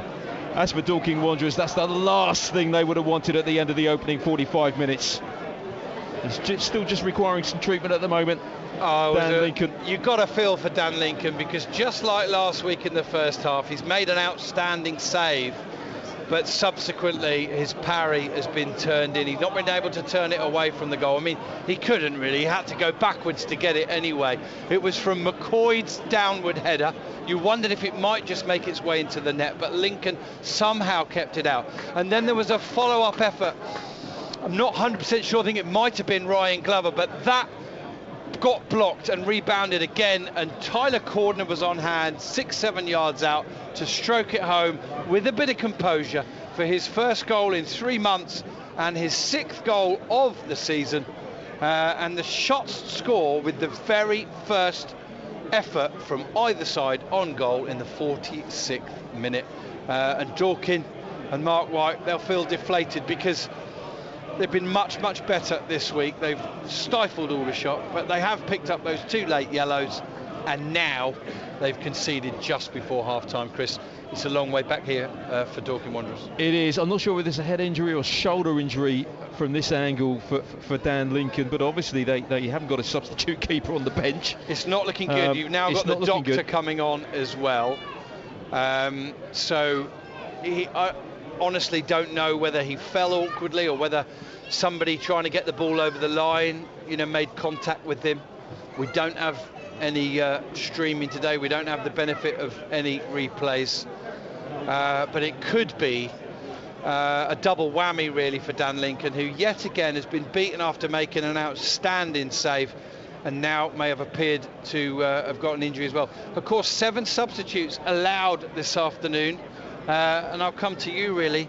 I'm going to say, looking at the 7 substitutes, from my knowledge, that Dorking Wanderers do not have a goalkeeper on the bench. Chris, can you confirm that? Absolutely confirm that, Rob. They don't. I think, if memory serves me correct, Dan Gallagher has pulled on the keeper's jersey a long time ago, but they do not have a substitute keeper. He is sitting back up now, Dan Lincoln, so hopefully he'll be able to continue, but a worrying time. Yeah, we don't want to try and guess at what his injury was. Was he winded? Was he caught? He seems to be moving both his arms, which is good, and he sat up. He looks a bit dazed and winded, doesn't he?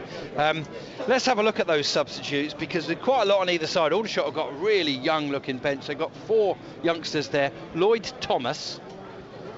I'm just going to look away to my right and talk to Aldershot's media manager Sam Carter. Lloyd Thomas is a goalkeeper, thank you very much indeed. Harry Paniatu, Peter Abimbola, Morgan Roberts, recently signed on loan from Swindon, Ashley Akpan, Mason Obeng and George Milner-Smith are all youngsters, those last 3. And for Dorking Wanderers, tell our listeners who's on the bench for them this afternoon, Chris. Isaac Philpott on the bench, along with Matt Briggs as well. Great to see Briggsy back. Of course, he did make an appearance. He came on, didn't he, as a sub last week, having spent the best part of a year on the sidelines. Callum Kennedy, Jordan Cheadle, Luke Moore, Harry Ottaway, who I would expect probably to make an appearance in the second half, and Alfie Egan. They are the players on the bench this afternoon for Dorking. And you know what? It's a much stronger bench for Dorking than it is for Aldershot Town, who've got some inavailability and ineligibility issues this afternoon.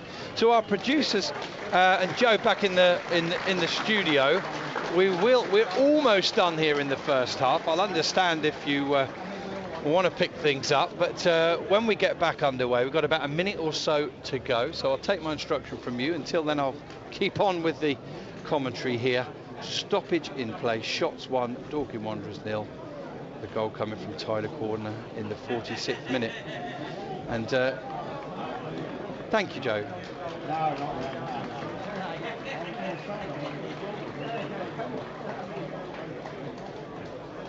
Excellent. Right, so our radio listeners have understandably gone back to the studio where Joe Talbot will wrap up things in the Crawley Crew and the Woking Boreham Wood games. And we're back underway here. Glad to say that Dan Lincoln's okay. Yeah, quick. Yeah, just to confirm that, back up on his feet again, although he's still looking a bit dazed, Rob. Just down on his haunches at the moment. Aldershot play the ball forward with Karoy Anderson. There is the half-time whistle, and it is indeed Aldershot Town 1, Dorking Wanderers 0. And here with his thoughts on the first half is Chris Baldwin. Yeah, well, it was a scrappy for the best part of the first half, wasn't it? Between both sides, really. Neither keeper was seriously brought into making any kind of save, except for into time added on when Dan Lincoln produced that wonderful save. But of course, he couldn't keep out that shot from Tyler Cordner to make it 1-0 to Aldershot. As for Dorking Wanderers, you have to fear for them, really, because as we mentioned when previewing this match earlier on, their heads do go down a little bit when they concede that first goal. So Mark White certainly got a job on his hands to try and lift them for the second half. But there's still a lot of football to be played here. And also, I mean, we obviously get to hear the inner thoughts of Mark White a lot more than other managers because of the Bunch of Amateurs documentary, but he's quite big, isn't he, quite often on players on yellow cards. He likes to keep that low risk. He very often looks to substitute them, and with Josh Taylor and Bobby Joe Taylor on yellows, he's got a box clever there. Absolutely right. That certainly has happened in recent matches, and as you say, 2 bookings already for Dorking Wanderers. No doubt there will be changes made by Mark White during the course of the second half. And we do wonder how Matt Briggs' recovery is going. He came on for a short period last week. He got a shot away, which produced a great save from Ashby Hammond, albeit at late on when it was 2-0. Wondered if he might start and get an hour today, but he's obviously not considered to be at that stage yet. But with Dorking being behind, you would have thought he might well be one of the players that Mark White will reach to towards the end of this game at least. Yeah, I don't think you can emphasise enough how much Dorking Wanderers have missed Matt Briggs this season. It is so disappointing for the player, for Dorking Wanderers to get to their highest position in non-league football in their history, and he's missed pretty much most of the season.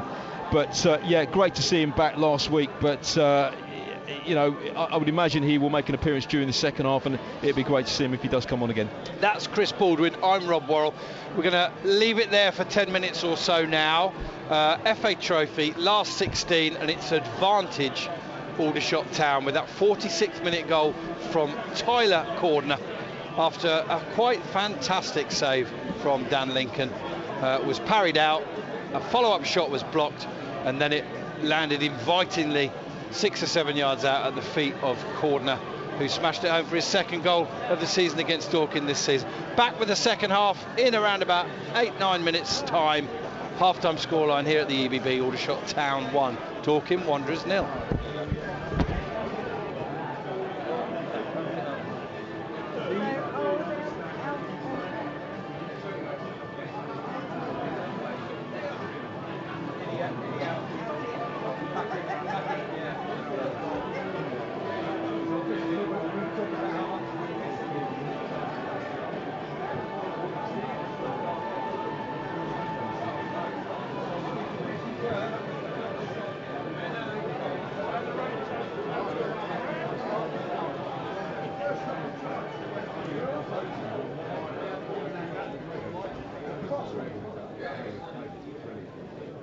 Alright, a few half-time scores from some other games being played today, and then I'll read out today's winning 50-50 numbers.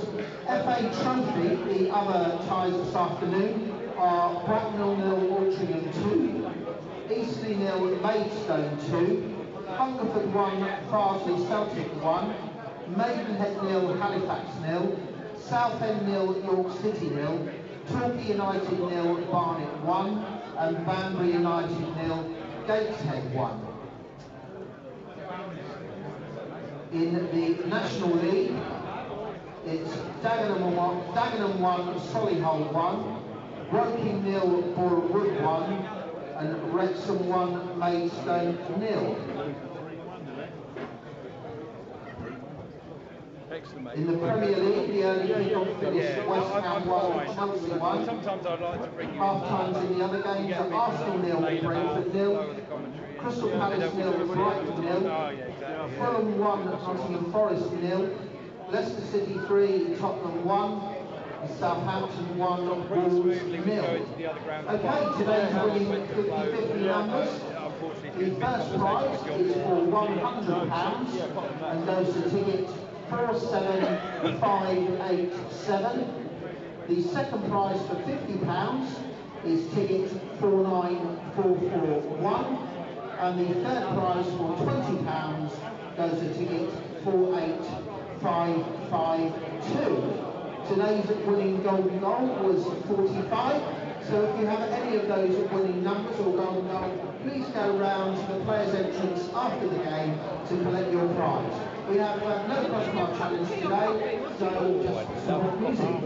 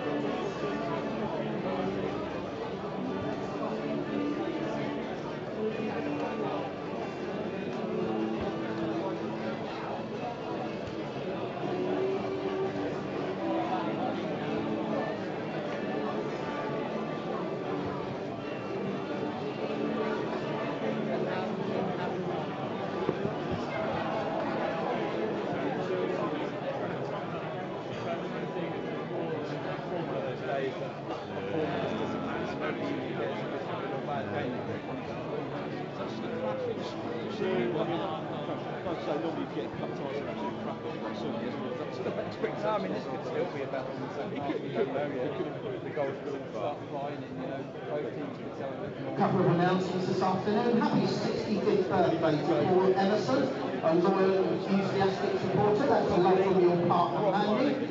And a very welcome to Henry here again today with Ian and family friends. Henry's 11 years old.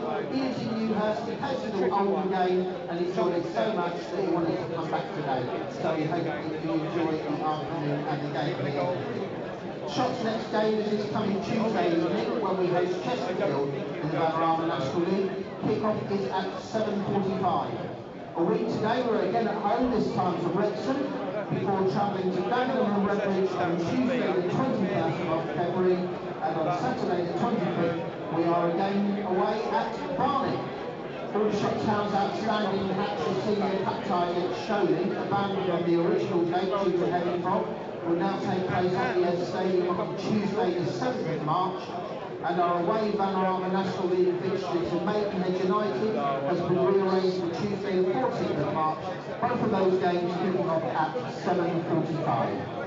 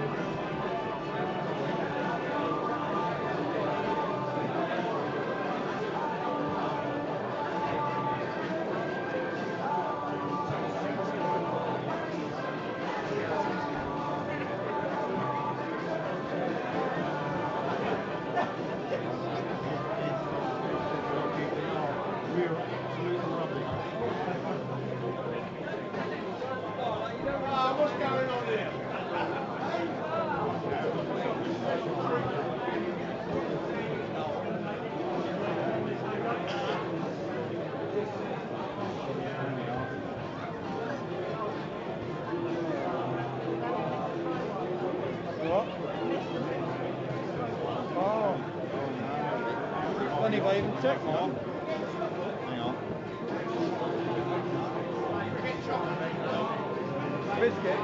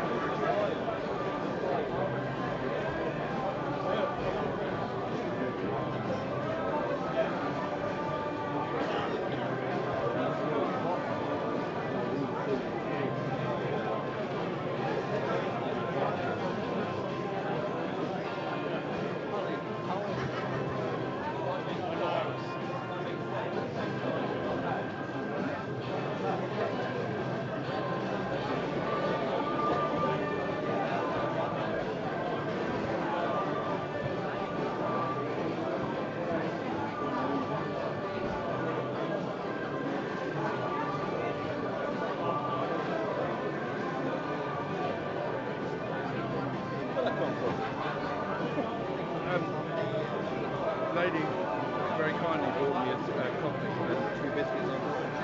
Oh, that's cheers, all right, mate.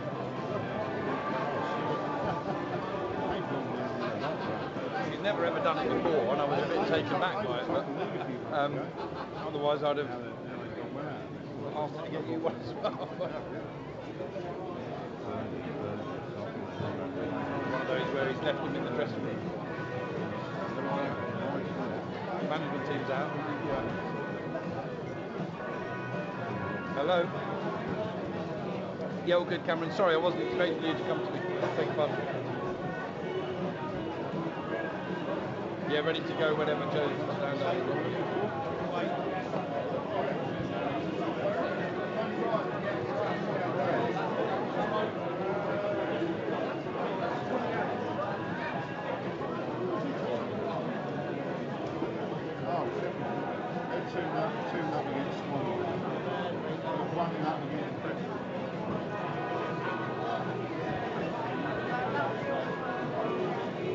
No, teams are not, just coming out now, the team. The teams are just coming out now.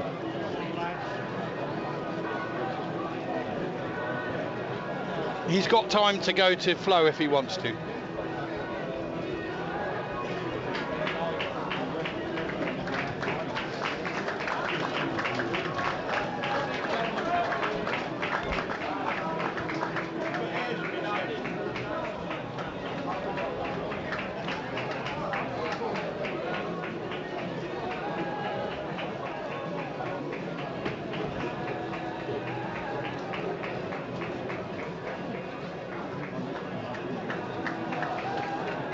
To give our online listeners a 1 minute or so warning, the teams and the officials are just coming out.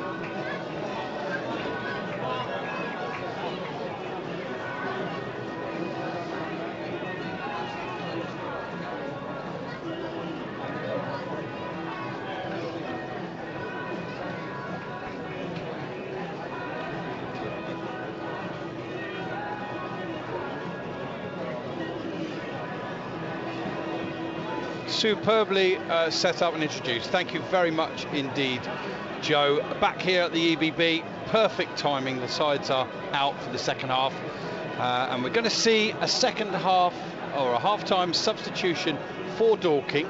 It's Philpott who is coming on, and Chris, you and I'll try and work out who's going off, or who's gone off rather. Can't quite see at the moment, Rob, but Isaac Philpott certainly coming on at the start of this second half. Is it Bobby Joe Taylor, I bid you? I cannot see him out there. He's on a booking. I said to you, he likes to take off a player on a yellow card. Now, will Philpott be the right of 3? Are they now going to go to... Well, look, Fuller's gone over to the left-hand side, look. Yeah. So I think it's still a 4.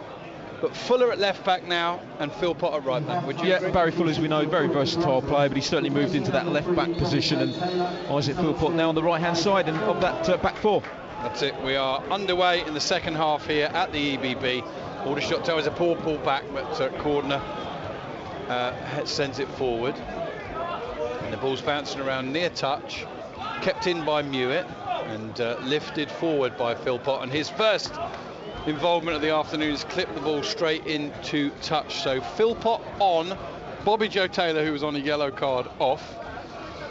Fuller has now gone over to left back, and Philpott, who started last week's game, comes on as a half-time substitute into right back. I don't think any change of formation at this point for Dorking. This time the ball's in touch off of Ryan Glover's head. So the full lineup as follows: Ashby Hammond in goal for the shots, Harfield, Cordner, Minoga and Frost across the back. For them, McCoyd, Partington, Anderson in midfield, Willard, Glover and Amaluza up top. McCoyd heads the ball on, looking for Amaluza. Cook feels the presence of Amaluza in the back of him, plays it forward off of McCoyd into touch, throw in Dorking, and Dorking currently line up as followed: Dan Lincoln, who we're delighted to say is okay for the second half. In goal, Fuller, Cook, Gallagher, or Fuller, Gallagher, Cook and Philpott across the back four. Frankham holding in front of them, Taylor, Josh and Jack Jebb also in midfield, with Bowerman, Seeger and Mewett the three most advanced players. Here's one of those, Taylor playing the ball forward. Minoga misses the ball, gets a little bit of Seeger, the ball lands at a Dorking player anyway. Oh, Frankham has just lost out to the ball there, and now Amaluza will pick it up, and now McCoyd's ended up on the floor, and so has Amaluza. Free kick given, and McCoyd is reaching down just to check he's okay. Partington picks him up, and I think he's all right. All a little bit clumsy. First time really I've seen Frankham look a bit uncomfortable in possession. He might have just been a bit bubble, I'm not sure, but he luckily it didn't come to any danger at the time. Yeah, it took a bit of a bobble, I think. Free kick of that, there's no question whatsoever. Dan Lincoln, by the way, as you pointed out, Rob, back on at the start of the second half, and also moving very, very freely by the looks of it as well, actually, which is good news. That's great to see, especially for Dorking Wanderers, with no substitute amongst their 7 on the bench this afternoon. We're in the 48th minute. Shots 1, Dorking 0. Free kick to the Shots. Harfield sends it in, headed away only as far as Caroy Anderson. He spreads it out to the right hand side, where it's quite rightly picked up by Bowman because it was poor. It was looking for Willard but nowhere near him. And then Fuller plays it forward. Minoga wins it in the air. Lovely bit of control from Josh Taylor, who comes up with a battle against McCoyd. McCoyd manages to get it to Glover, and then the ball pings over to touch. Mark White controls it neatly, coffee in hand, and it'll be a throw in to the Shots. He even clips it up for Ollie Harfield as well. He wasn't expecting it, went straight past him. Nice bit of play there for Mark White indeed, and kept his balance superbly holding that coffee in his right hand. Told me the other week that not only did he play an awful lot of games for Dorking Wanderers, but he said there's no official records, but he thinks he's still the club's all-time top scorer. What do you think of that? Well, I'm not going to argue with that. Incredible story, and one that despite commentating on Aldershot week in, week out, I have been totally invested in, with the documentary, with a regular contact with Mark White himself. What a character he is in the game, and the game needs characters like Mark White. He certainly is. Throw in to the Shots from Harfield. It's headed away well by Dorking, and then it will find touch. White appeals for the throw. He's not going to get it. I was going to say, Rob, although it's obviously turning out to be a little bit of a disappointing season at the moment for Dorking Wanderers, but they have made plenty of friends in the National League this season because of their commitment. There's no doubt about that whatsoever. And the hospitality as well towards other clubs and their fans. You know, it's the little things, the low-cost, high-impact things, like rocking up to one of the local pubs with a couple of £100 to put behind the bar for visiting fans, you know. In the FA Trophy, we've got goals in all but one of the matches now. That's Maidenhead and Halifax. I'll run through the scores when we get the next little break in play. There's the ball over the top. Cordner will let it run in. No, keeps it in play at the last minute. Squares it to Minoga. So it's Shots 1, Dorking Wanderers 0 here. Banbury 0, Gateshead 1. Bracknell 0, Altrincham 2. Eastleigh 0, Maidstone 3. Hungerford 1, Farsley 1. Southend 0, York 1. Fraser Kurt with that goal, the centre back. Torquay 0, Barnet 1. So at the moment, only 2 of the games look like they might go to penalties, but plenty of time for that to change. And in the National League, we know that Wrexham were ahead against Wealdstone, but Wealdstone don't lay down for anybody, and just 7 minutes into the second half, they have levelled at the racecourse ground. Throw into shots taken and comes back to Frost, who then smashes in, well, not across the pitch, but into the East Bank. A really heavily hit and skewed cross. Yeah, he drilled that in with some real venom there. I'm not sure whether it was a shot or a cross, to be honest. Yeah, all the players looked relaxed and the supporters ducked. It was one of those. Here's Dorking looking to play out from the back with Joe Cook. He eventually goes back to Dan Lincoln, who pings it out to the left side to Fuller, but he can only head it straight into the path of a shots player. Frost, who heads it into the path of Fuller, who helps it forward again. This time Baumann goes down, and Mnoga's not too happy with it. I think Baumann was cute there, Chris. He's won Dorking a little bit of territory and a set-piece opportunity in a game that's had very few set-piece opportunities. Taken quickly, I can't even come to Chris.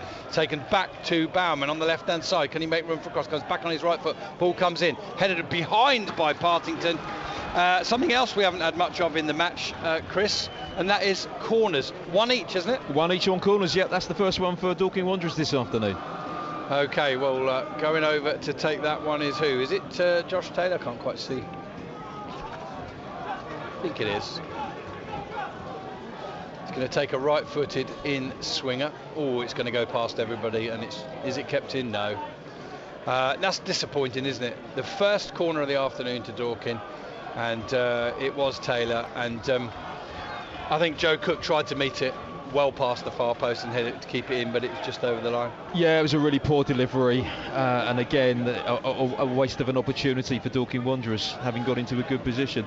Ball down the left channel by Cordner for McCoy, who keeps it in with his head, but it's easy for Cook to get under control and play forward to Mewett. Mewett goes back to Frankham.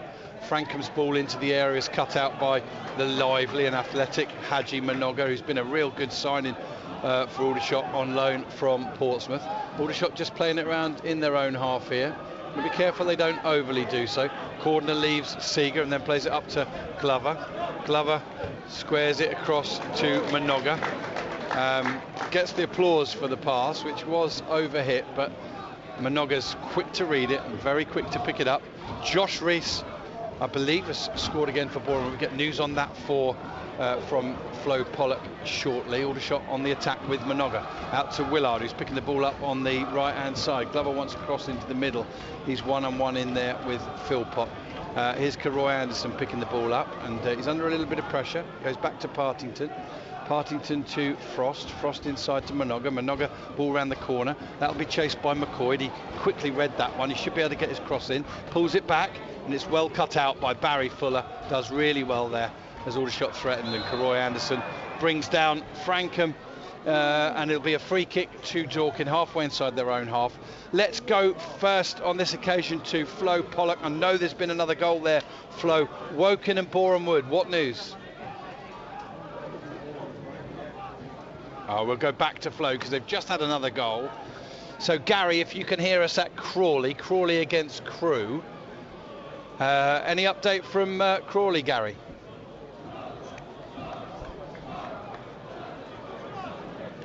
There's been a couple of goals in that Woking game. Flo, tell us about the goals that have gone in.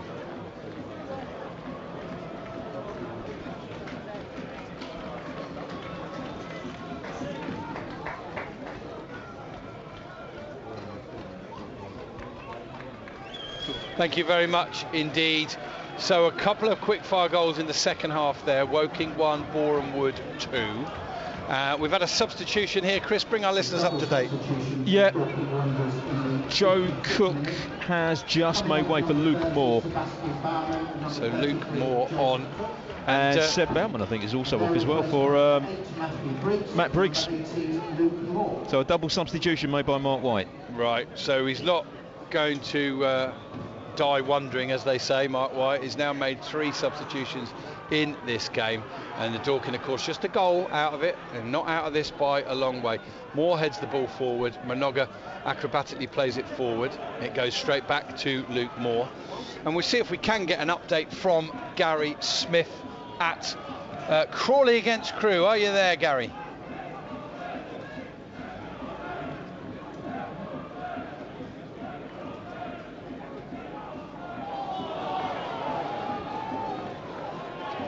Ball in touch, throwing to Aldershot, defensive.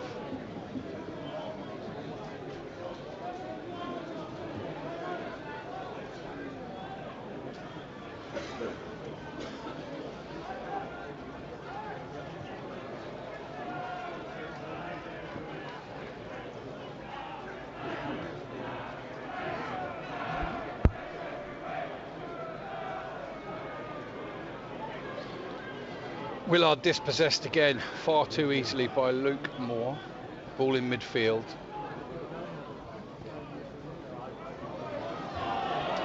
Thank you very much indeed, Gary at Crawley. Tyler Frost unloads a Dorking player in possession. Dorking now with 3 substitutes on, 1 at half time, 2 just a couple of minutes to go in the 54th minute, and they're looking to really regain some initiative in this one. They trail by that 1-0. Tyler Cordner following up from 6-7 yards. Another Dan Lincoln save, brilliant save that led to Aldershot scoring, a little bit like last week. Here's Amaluza up against Frankham, who goes back to Lincoln. Lincoln will play it out to Philpott. Glover's well forward, he goes back to Lincoln again, and Amaluza almost pounces. Cordner holds off his man Seeger and wins it in the air. Frankham wins the next one, Partington the next, and then it bounces loose, and Harfield will clip it forward in the left channel. Nobody chases that, it'll go all the way through to Dan Lincoln. And Wrexham, like all good title chasing sides, were pegged back for just 4 minutes by Wealdstone before Jacob Mendy has put them 2-1 up. So in the National League, Woking 1, Bournemouth 2, Dagenham 1, Solihull Moors 1. A reminder that Ini Effiong scored on his home debut for Dagenham, and it's Wrexham 2, Wealdstone 1. And then in the FA Trophy, we'll run through those scores in just a minute as Harfield looks to go back to Ashby Hammond, and he kicks well up towards halfway, and it's controlled by McCoy, straight back to Anderson, whose quick footwork gets him away from Luke Moore, into Glover. Glover with the ball around the corner. Gallagher will get onto that, but Glover's quickly onto the loose ball, plays it back into Amaluza, tries a little touch into the path of McCoy. It doesn't come off. One of those that if it had come off, he would have been clean through, wouldn't he, McCoy? It was a nice idea, I think, from Amaluza. You've got to applaud the idea, even if it didn't come off. Yeah, it was a lovely bit of approach play, but full credit to Dan Gallagher, really composed as he has been throughout the whole of this first half, showing that the pass to release Jimmy Mewett wasn't a particularly good one. Incidentally, Jimmy Mewett now slotting into that onto that left-hand flank following the substitution with Seb Bauman coming off and Matt Briggs playing on the right.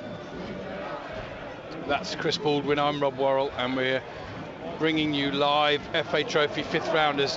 Josh Taylor oversteps the ball and McCoy's onto it in a flash. He's making his way to the edge of the area, comes inside. Oh, it's a terrible pass. Passed it straight to Dan Gallagher, but then he recovers well, McCoy, and wins the ball back off of Gallagher. Now the ball's out to the right-hand side for Willard. Cross comes in, it's over Glover, and Harfield almost gets onto it, but it's poked behind by one of those 3 Dorking substitutes, Matty Briggs.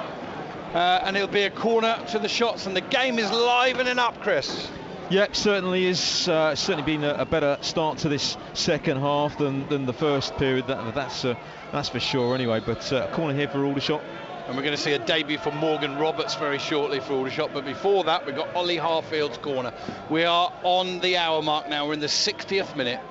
Harfield with the cross in. It's headed away at the near post by Fuller, helped on by another Dorking player, only as far as McCoy, who feeds Glover. He's got Harfield outside of him. He's to the edge of the area. Harfield should be able to get a cross in here. In it comes to the far post. Cordner's still up there. He wasn't sure whether to head it or leave it for Willard. He flicks it on, and Willard's got it on the edge of the box. Into the feet of Amaluza. Tries the shot, and it's well blocked by Dan Gallagher. and cleared forward, and Ashby Hammond's come a long way out of his goal, but he plays it forward again. Really good control by Josh Taylor. Feeds Philpott forward to Briggs, and then Jebb cannot control. Cordner lifts the ball over the middle, looking for Willard. He's had no joy all afternoon, and again it's cleared away just as he was thinking what he wanted to do with it, and he hasn't got the time that he thinks he's got or he wants to have, and the frustration continues for Tommy Willard. He's played so much as a wide forward, very, very little opportunity as a centre forward, and it'll be a real learning experience for him this afternoon. There's a good ball into a little pocket, controlled by Seeger. Appeals for handball, nothing given. Tyler Frost lifts it left-footed out to the right-hand side. It's not the best of passes. And Mewett picks the ball up for Dorking, tries the ball through the middle. Harfield does really, really well to cut that out, and rides a challenge from Moore, and then drops it into the left channel position. There's no way that Lion Glover's going to get that. And I think shortly we will see the introduction of Swindon Town's Morgan Roberts. Played a huge part, Chris, in Banbury's promotion to the National League North. Top scorer and assister behind, I think, Chris Ray, who went to Southend. Got a move to Swindon. Hasn't quite made his way at that level. And now he comes on loan to Aldershot Town, and he's going to replace Josh McCoyd, who has got safely and comfortably through his first hour for some time for the Shots. So Ross McNeely's waited his time before making his substitutions, but he's now made the first one. Yeah, and it's an absolutely excellent opportunity, as you say, for Morgan Roberts at this level. Let's see what he can do. Looks like he's coming straight into the same position that McCoyd was in. And there's Tyler Frost bombing forward, getting the ball under control, taking a bit of a buffeting from Fuller, but plays it nicely inside to Karoy Anderson, who shakes off his man and then tries to get the cross in. But a little burst of adrenaline, and he fizzes it far too high and far too wide. And it remains still a bit of a scrappy match, but certainly, Chris, a more open one than the first. Yeah, it's definitely more open, but Aldershot Town just looking a little bit more threatening in that final third of the field as well. Just the end product lacking at the moment, but of course they still have that goal advantage, courtesy of that late strike in the first half from Tyler Cordner. I'm not sure what it is that makes fans decide which games to go to. Here at Aldershot, it's the fourth of 6 consecutive home games, so I understand the lower crowd. But last week just over 2,000, this week just over 1,500, 1,507, just 204 Dorking fans as well, so only 2/3 of them returned. Meanwhile, it's a free kick to Aldershot in a defensive position on the right-hand side. Your thoughts on the... obviously it was the Dorking's first visit ever to Aldershot last week, so you'd expect a higher away attendance from them. But that game was streamed on TV and this one isn't, and only 204. It's still not bad following though, is it? It's not a bad following. No, as you say, slightly down on last week. I know obviously you've got half-term holidays as well, I think, at the moment too. That might have some bearing as well. But they're certainly trying to get behind their team, the Dorking Wanderers supporters, trying to lift them to get back on level terms and keep that Wembley dream alive. Absolutely. I think I forgot to mention that the Dorking Wanderers fans have been given the community stand this afternoon. Tyler Cordner working his way through the middle, plays the ball into the feet of Amaluza. He quickly turns onto his left foot, turns back into the right hand side, and then looks to do a 1-2 off of Cordner, but Cordner was just on his heels there, and it wasn't in truth the best of passes. And now Dorking give it straight to Cordner, and Aldershot can again pick up the flow just inside the Dorking half. We'll get updates from Gary and from Flo in the next few minutes. Karoy Anderson with a lovely ball, defence splitter sent into the area, and nobody's there for shots. Philpott takes no chances and puts it behind for the corner. Glover was kind of almost there. Harfield was in a neighbouring postcode, but Frost could do no more there, could he, really? Oh, that was a lovely pass from Karoy Anderson, wasn't it? Absolutely delightful. Well, I haven't really had an opportunity to update you on the other FA Trophy scores. We'll do so in a bit when we can. Another corner to the Shots. They lead 1-0. We're in the 65th minute. The final 16 of the FA Trophy. In comes the ball, flicked on by Partington. Half cleared.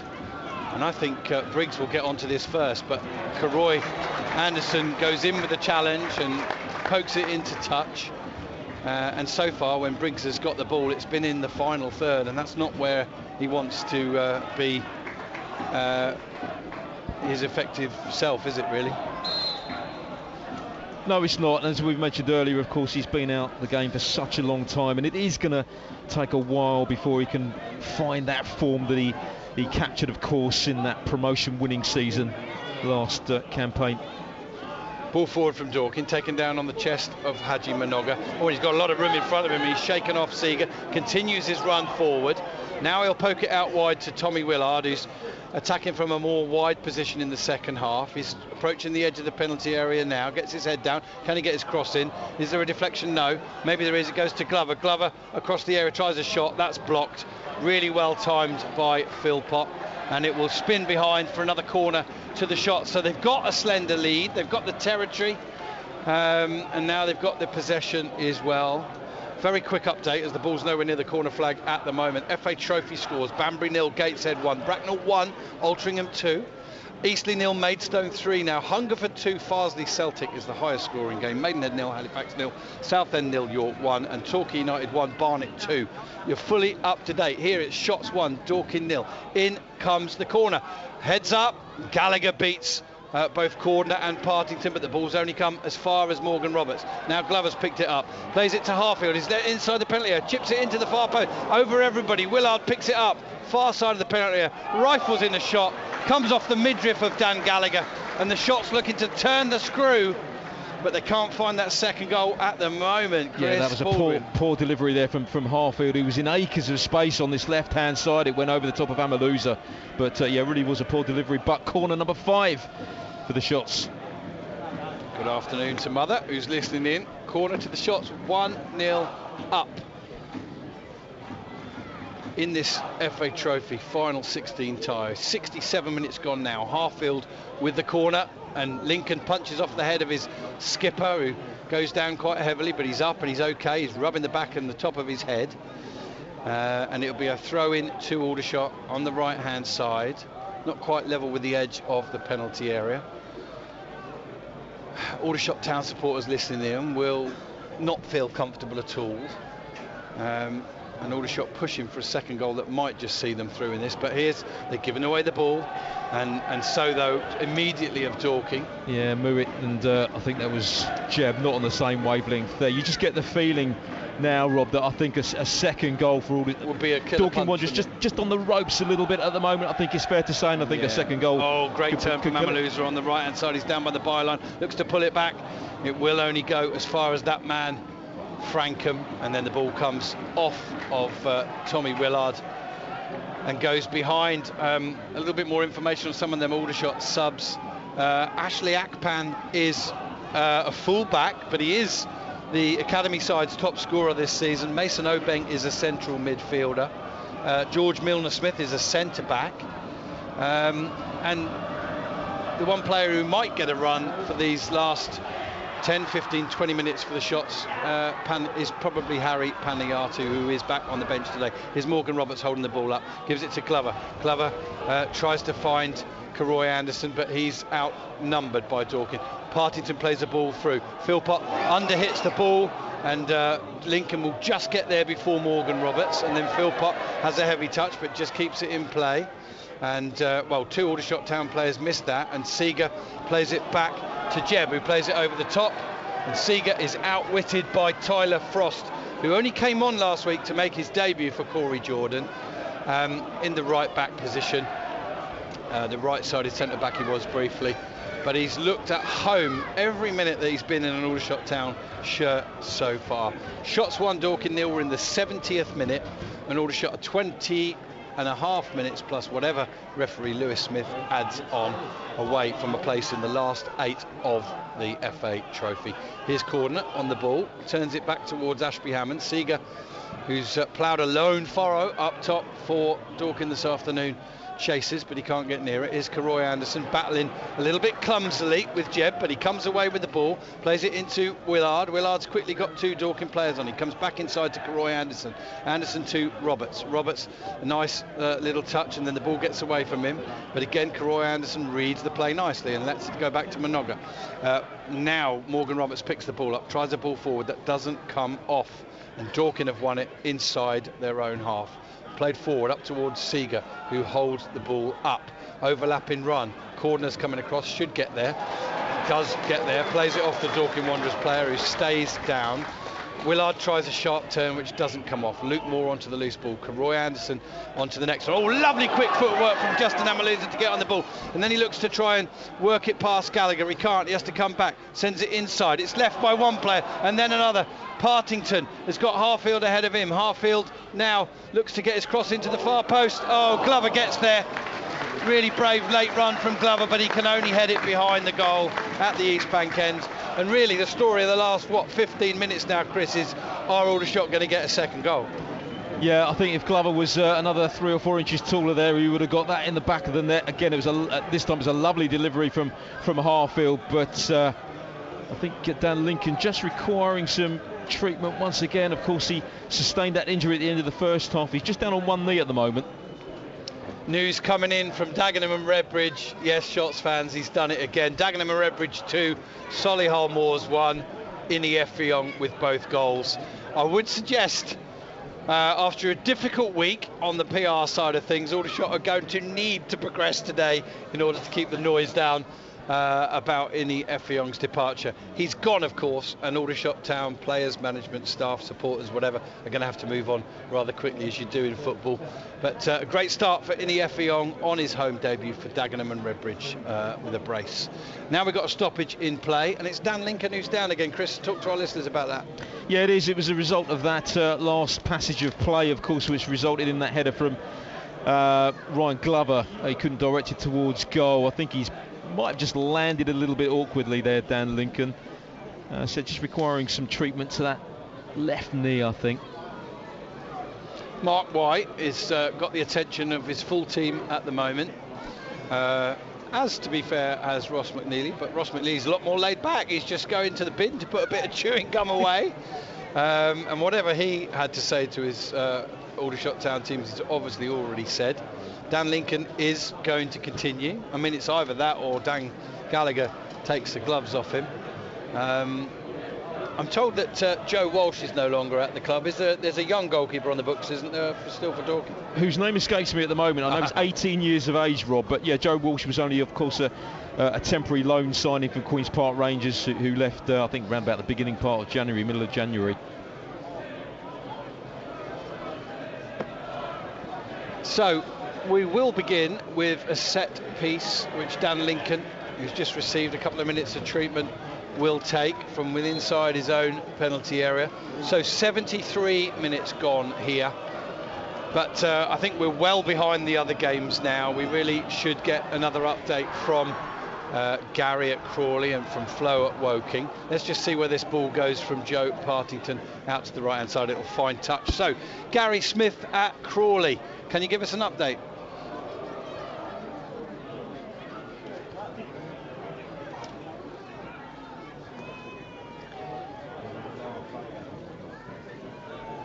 How are we doing at Crawley, Gary?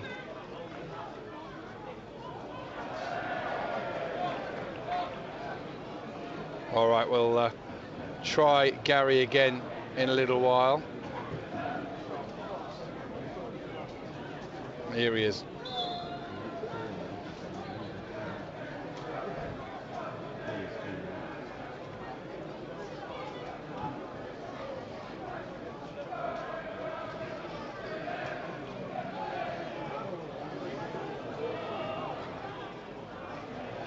Throw in Dorking, level with the edge of Aldershot's penalty area on the left side.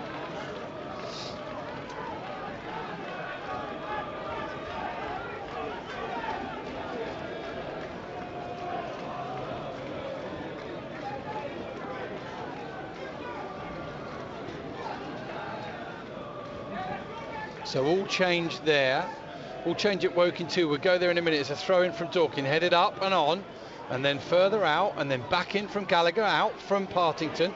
Moore brings it down, out to the left-hand side. Taylor's jinking up against his man, fizzes it across goal, high and wide. So 75 minutes gone here at the EBB, where it's still Aldershot Town 1, Dorking Wanderers 0. But all change at the Laithwaite as well, isn't it, Flo?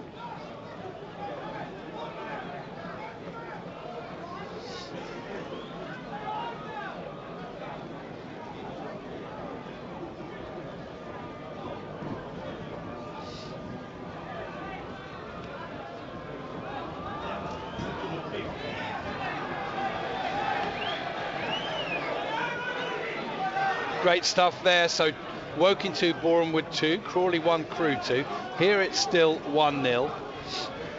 Both those players who've got braces in the Woking Borehamwood game are ex-shots, Reece Brown and Josh Rees. It's a good day to be called Rees, obviously. Here's Dorking with the throw-in, played up to Briggs. Comes off of Harfield, into touch, throw into Dorking. And despite Aldershot's dominance, despite having led since half-time, like we said a couple of occasions, Chris, it's 1-0 still, and this is a cup tie, and if Dorking get a goal back at any point in the next 15 minutes, it would go straight to penalties. Throw in taken by Josh Taylor, in it comes, headed on by Dan Gallagher, header away from Cordner, chipped back in from Dorking, effort comes in, it's acrobatic on the volley. Jimmy Mewett tries the overhead kick, well, he doesn't quite fall backwards over his head, but it is off target. And at least it is a shot off target for Dorking, who are still not out of this one, Chris. No, absolutely, Rob. I mean, as you say, all the time it's at 1-0. They are still in with a fighting chance in this cup tie, but the minutes are ticking by. I do wonder whether Ross McNeely will go to his substitutes bench again. I think he's so keen for Willard to get a longer opportunity up front there, but Harry Panayatu will be fresh legs coming on. Dorking go back to Lincoln. Partington heads it back. Gallagher heads it down, but only into the path of Morgan Roberts. And then Roberts just leaves a leg out, which Dan Gallagher finds. And then Willard tries to continue in possession, but I don't think he'd heard the whistle. And it will be a free kick to Dorking. Probably about 10-15 yards outside the centre circle, although Dan Lincoln's well forward. He wants to take it. Frankham shows for the short ball. Lincoln says, I'm going to send it long. And out it comes towards Chris and I in the commentary box. Glover wins it in the air. It should just bounce harmlessly into touch. Philpott inside to Luke Moore, who helps it forward into Briggs's feet. Briggs plays it back to Josh Taylor. Josh Taylor back to Philpott. Tries to get the cross in. Karoy Anderson cuts that out.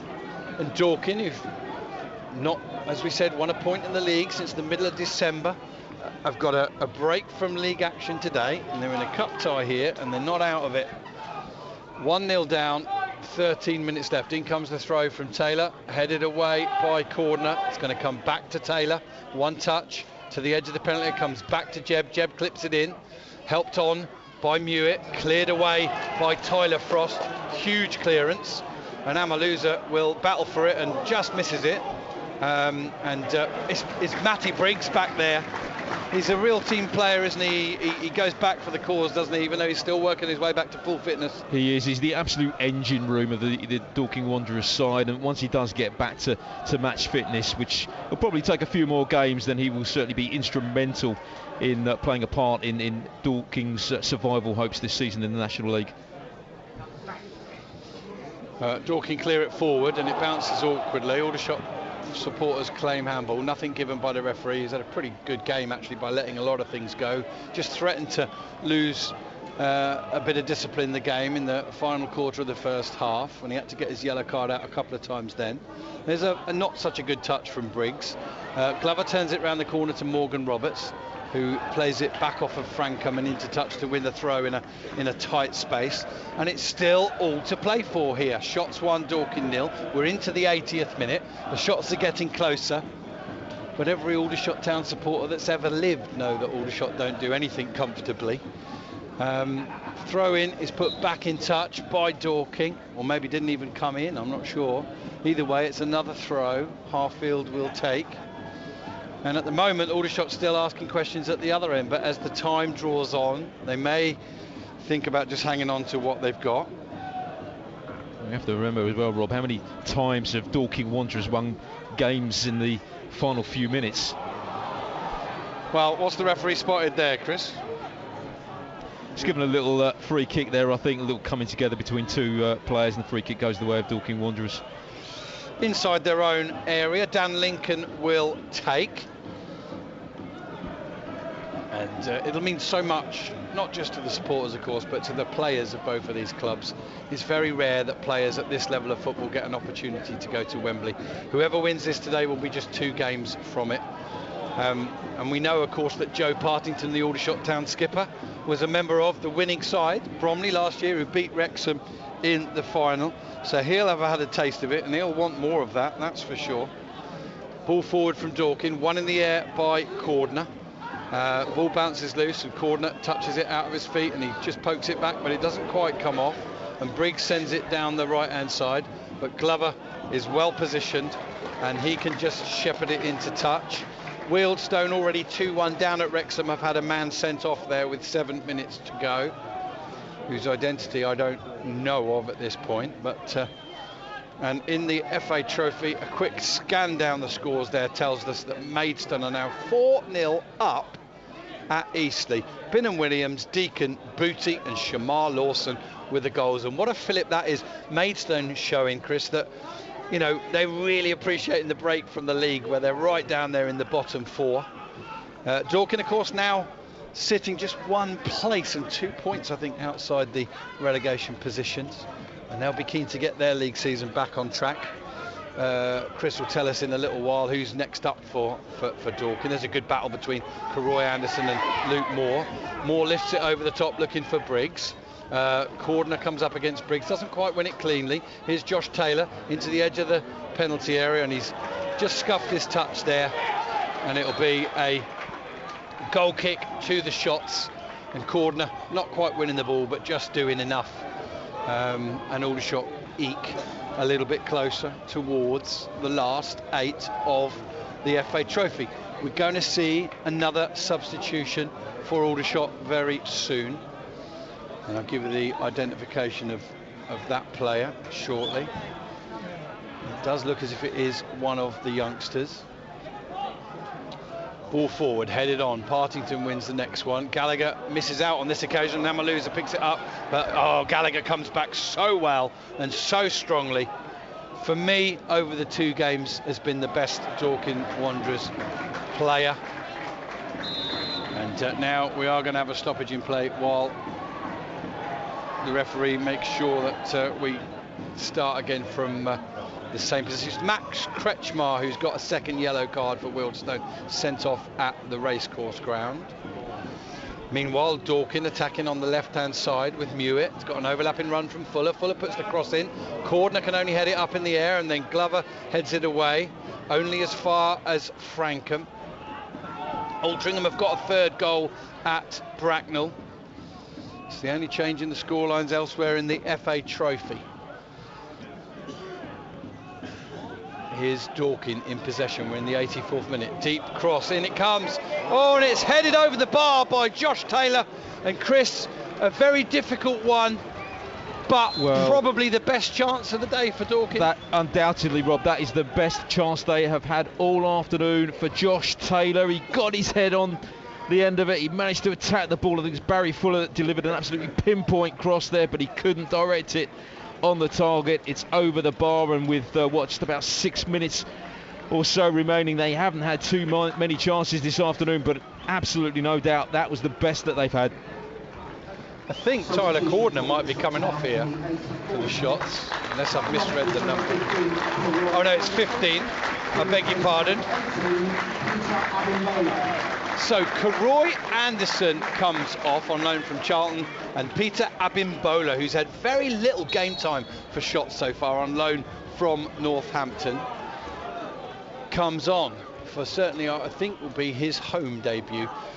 Joe Partington lifts the ball forward. Again, Gallagher wins it in the air. It's flicked on by Mewett up towards Seeger, who doesn't quite get his touch right. Haji Minoga comes through and just a little bit clumsily wins the ball, and the referee says free kick. I must admit, I think the referee's barely, other than perhaps his use of yellow cards, barely put a foot wrong all afternoon, Chris. I think he's had a good game, to be fair. He's let it flow really well, hasn't he? Yeah, he could have been one of those referees who dished out about half a dozen yellow cards in the first half, because there were a couple of challenges that were made. He issued 2 in the end to a couple of Dorking Wanderers players. But no, he's had a very good afternoon. Ball forward from Dorking, and now a little bit of head tennis. Luke Moore's competing for it with Morgan Roberts. Ball over the top. Harfield does well to win it. Abimbola battling against Glover, and then Harfield rifles it forward, and that'll just stay in play in the inside left channel. Dan Gallagher was quickest to read it, and he'll get there ahead of Justin Amaluza. York City have got a second goal at Southend in the 88th minute, so that might well be done. It looks like York City might well progress. A lot of the away sides in all bar this game, Aldershot are the only side in the FA Trophy winning at home in the 8 ties at the minute. Maidenhead are drawing with Halifax. Other than that, all the away sides are leading. Abimbola smashes it into the stand to give Dorking Wanderers a throw level with the edge of the Aldershot Town penalty area. The shots have been ahead since the 46th minute. They've been in the ascendancy for the vast majority, but they still only lead 1-0, and we're into the dying minutes. If we can get one more update from our other games, we will, but it may prove difficult as we're into these final 4 minutes. In comes the throw from Coulson. Cordner heads it clear. Glover chases, chests it down, and only can half clear as far as Josh Taylor. He puts the ball into the area, down off the bar and cleared, and it just doesn't look as if it's going to go Dorking Wanderers' way, but here's a possible corner for Dorking. Chris, just tell us who got that effort in, and it came back off the upright. I'm not sure, to be honest with you, Rob. I think it might have been, wasn't it? Yeah, it was. It might have been Ryan Seeger, but yeah, straight off the underside of the bar and out. Corner for Dorking. And the tension grows here. The corner's a poor one. Harfield will clear towards halfway, and we suspected this might happen if Aldershot didn't get a second goal, that they might just get a little bit nervy in these final few minutes. Wrexham have gone 3-1 up against Wealdstone. Here's Partington picking the ball up in a bit of space, sends it out to the left hand side. Amaluza won't be able to get onto the end of that one. Throw into Dorking inside their own half. This is the best spell that Dorking Wanderers have had in the whole match, Rob. So with 2.5 minutes remaining, they are knocking on the door, but boy, they came so close to equalising there. It was a huge, off the frame of the goal. Yeah, huge opportunity. There's the ball over the top. Harfield does well to steer it into touch, and it'll be another throw to Dorking, and everybody bar Dan Lincoln is going to be up in and around the Aldershot Town penalty area. Every single Aldershot player inside that box as well. Every single player. Now Glover's just drifted out on it to track the run of Frankham here, but Josh Taylor is going to send it long. He'd rather Frankham was inside the box. In it comes, and it's headed half down away as Frankham back out to Taylor. Taylor should be able to get his cross in here, goes up against his man, and Glover just pushes it behind for a corner, and the tension racks up here. Confirmation will come short of the Aldershot Town man of the match. Well, it's nearly always Tyler Cordner at home, and at the minute they lead 1-0 with a Tyler Cordner goal, so that's where my money's on. Chris, you get to name man of the match from both players in time, but in comes the ball, cleared forward by Aldershot. They've got nobody forward. Briggs picks it up, should be able to deliver it back into the area. Oh, it's missed by an Aldershot player. It's headed back into the area, and Ashby Hammond jumps and catches it cleanly. It was Peter Abimbola who completely missed his clearance, and there were 2 Dorking players behind him, and a bit of heart in mouth moment there for the Shots fans. So yeah, Chris, I forgot to tell you, I'll give you a couple of minutes notice, that if you can kindly at least name the Dorking Wanderers man of the match today, and perhaps I'll go with the Aldershot one if you like. I think it's got to be Dan Gallagher, really. Yeah. Rob, he hasn't put a foot wrong this afternoon. He's been an absolute rocker in that back four defence for Dorking Wanderers. So yeah, Dan Gallagher for me. Okay, we are into the final minute of the 90 here at the EBB Stadium. Another throw into the penalty area, perhaps here from Josh Taylor. No, he sends it to Philpott and gets it back, and now he makes his way inside and across. Briggs has picked it up, back outside to Jeb. Jeb thinks about the cross with his right foot, sends it in with the left. Ashley Hammond rises, and instead of catching it, he punches it on. Willard clears only as far as Frankham. Dorking Wanderers giving it a right go here. Never doubt the Wanderers. That's what Mark White says. They're never out of it, and they're asking questions right to the final whistle here at the EBB. 90 minutes is up. We'll see the added time now. Four added minutes. Luke Moore lifts a ball in, headed down by Glover only as far as Josh Taylor, skips inside onto his left foot, and it's just come off the foot of the post back to Briggs. He sends it back into the area, across the area, and Fuller sends it back to Frankham. And Dorking now have created more chances in this game than Aldershot. They've been coming in a flurry towards the end of the game. Josh Taylor, the latest to brush the woodwork, Chris. Yeah, I'm not sure that Luca Ashby-Hammer might have got a slight glove to that as well, but yeah, another terrific opportunity for Dorking. They're throwing everything, including the kitchen sink, at this at the moment. They've given it a right good go. We're going to get some treatment for Glover, who's got cramp. And Tyler Cordner wins his latest man of the match for Aldershot in a week where he's signed an extended contract, and he scored the goal that separates these two sides now. We're just into the third minute of a minimum of 4 to be added on here. Aldershot Town desperately close to passage through to the final 8 of the FA Trophy. Ball over the top. It's chased. Philpott chases with Glover. Glover claims the corner. Referee gives the goal kick to Dorking Wanderers, and they may just have time for one last attack. We'll wrap up as quickly as we can here, Joe and Cameron, once we're finished, so you can wrap up the action in those other two games. Ball forward from the shots. Moore chases it, turns the ball inside, lifted over the top by Jebb. Mewitt's onto it, inside the edge of the penalty area, but running away from goal. Plays it back, and it misses everybody. And Abinola will pick it up. Poor touch from him, puts it straight into touch. Throw into Dorking on halfway. We're in the final minute of 4 added on. Mark White asked the fourth official, and he basically says to him, yeah, we're near enough, time up. Ball up, Gallagher's pushing forward now, touches it back to Philpott. Morgan Roberts gets a vital touch, just to poke it into touch for a throw. He thinks he's fouled, nothing being given there. Ref says to the Philpott, don't steal any more yards on the throw. Takes it, goes back to Gallagher. Gallagher doesn't get the best first touch and goes all the way back to Dan Lincoln. And now Lincoln clips it straight down the middle. Haji Minoga wins the header.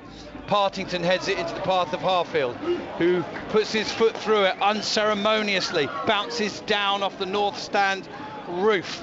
We're into added time, at the end of added time here. Shots 1, Dorking 0, and the referee looks at his watch one last time. Lincoln volleys it forward, Abinola heads it, but straight to Luke Moore. Moore out to the right hand side looking for Briggs. Harfield wins the header, but it drops at the feet of Josh Taylor. Taylor, ball into Mewitt, edge of the area, turns, running across the goal, squares it to Moore. Can Dorking get one last effort in? Moore spreads it out to the right hand side to Josh Taylor. Taylor cuts inside to the edge of the penalty area, goes one way then the other, squares it across, is poked behind by Ollie Harfield for a corner to Dorking, and now Dan Lincoln is coming forward as well. Aldershot want to make another substitution. I doubt very much they'll get time to bring Harry Paniatu on. Dan Lincoln's in the area. Jebb with the corner, right-footed. In it comes, headed back in and away by Cordner. Edge of the area, headed back in by Frankham, headed away by Cordner again. Only as far as Frankham. Frankham to Jebb. In comes the cross. Header is wide from Josh Taylor. And there is the final whistle. A breathtaking last 10 minutes here. But Aldershot have progressed. They really had to hold steady at the end. Dorking Wanderers giving every inch to the cause, but it's the shots who progress, Man of the match for Dorking, Dan Gallagher. Man of the match for shots, Tyler Cordner. The score of the only goal. Final score here at the EBB. Joe, Aldershot Town 1, Dorking Wanderers 0. Right, we've still got our online listeners, Chris. Indication of those last 5 minutes or so. I couldn't even come to you. It was breathless, wasn't it? Oh, I tell you what, those final 10 minutes, Rob. I mean, that was a cup tie. That really was a cup tie. Dorking Wanderers didn't do anything up until the 80th minute, and then they completely had a completely different side altogether. Had a real fire about them as they tried to dig out that goal, but Aldershot, to give them credit, they held firm at the back. But boy, some very nervous moments for the shots at the end there, but congratulations to them because they are through to the quarterfinals. Yeah, Aldershot Town have found a way to recover from the loss in the week of Vinny Effiong, who, by the way, has scored 2 goals on his Dagenham home debut. But here, it's a finish from reliable centre-back Tyler Cordner, his 6th goal of the season, that has steered the shots through in a tricky tie against Dorking. And for the season, it's shots 3, Dorking 0. Now Dorking still not managed to score against the shots, but this for me was the closest of the 3 games, Chris. And by the end of the game, Dorking have had more chances in the game than Aldershot. Absolutely, it just was all too little too late for Mark White's side, but they are out of the FA Trophy, so the focus very much now back on the National League, where it will be a relegation fight for them this season, and they have a few tricky fixtures coming up. You asked me who they're playing next week, Rob. I can tell you they're away to Bromley next week. That's going to be a difficult game. And then they've got a couple of midweek games coming up at home to Torquay, who also, of course, battling at the wrong end of the table. Away to Wrexham in a couple of weeks' time. It'll be difficult to see if they can get anything out of that game. And then away to Boreham midweek as well. So they've got a tricky run of fixtures coming up. And they'll be desperate to get those next points, or maybe a point on the board, just to stem the downward flow. But what Dorking Wanderers have done here this afternoon is showed the gritty side. They've showed their character, and they showed that they will not lie down for any team. In truth, Aldershot scored first, and they bossed it for long periods at the start of the second half, when really and truly they probably should have got themselves a second goal, but they didn't. The doubts crept in. Nobody needs a game plan when you're 1-0 down in a cup tie in the final 10-15 minutes. Dorking threw everything into the cause, even Dan Lincoln up for those final attacks. But Aldershot progress to the quarter-finals of the FA Trophy for, I think, the 4th time now. Colin Hayden in Tenerife says, great result, Wembley, here we come. Well, there's a little bit to go before that, Colin, but he says, thanks, Chris and Rob, great job done today. And Aldershot Town do progress, but Graham Whitehead, superb, thank you, safe journey home to everybody. Let's hope for a strong tool forward soon. No names, Shots fans, but I'm hearing that there might well be a signing or 2 in the offing in the next few days, in the next week or so. So stand by for news of that one. But Aldershot have found a way to progress. Post-match to come. On Twitter, or on BBC Radio, in the next hour or so if we can, with Dorking manager Mark White, with Aldershot manager Ross McNeely, and with the Aldershot Town goal scorer Tyler Cordner if we can. That's around about it for now from us, other than to wrap up the other scores in the National League and in the FA Trophy. Let's see who else has progressed. The only home side in the FA Trophy to progress at the moment, although one of those teams might well be going to penalties. Aldershot 1, Dorking 0. Gateshead are through, they beat Banbury 1-0. Altrincham are through, they beat Bracknell 3-1. Maidstone are through, they beat Eastleigh 4-0. And Farsley Celtic are through, they beat Hungerford 3-2. Maidenhead and Halifax is locked level at 0-0. In the 90th minute, potentially going to penalties. It's Southend 0, York City 2, so another big ex-league club has gone out, whilst another one progresses, and it's Torquay 1, Barnet 2, Harry Smith with both goals for Barnet. So, in the hat for the quarter-finals, Aldershot, Gateshead, Altrincham, Maidstone, Farsley, York Barnet, and one of Maidenhead and Halifax Town. In the National League, plenty of goals, no clean sheets in the 3 games. Dagenham Redbridge 2, Solihull Moors 1. I could also read that out as Innie Effiong 2, Solihull Moors 1. Woking 2, Borehamwood 2. Josh Rees at the double, but another Rees with a double in the second half for Woking. Rees Brown, that finished 2-2, and it's Wrexham 3, Wealdstone 1. Goals from Mullin, Mendy and Sam Dolby for Wrexham. Taran Al-Akria for Wealdstone, who had Max Kretschmar sent off late on. That's the state of play in the National League. Dorking Wanderers remain in 20th position, 2 points ahead of the playoffs.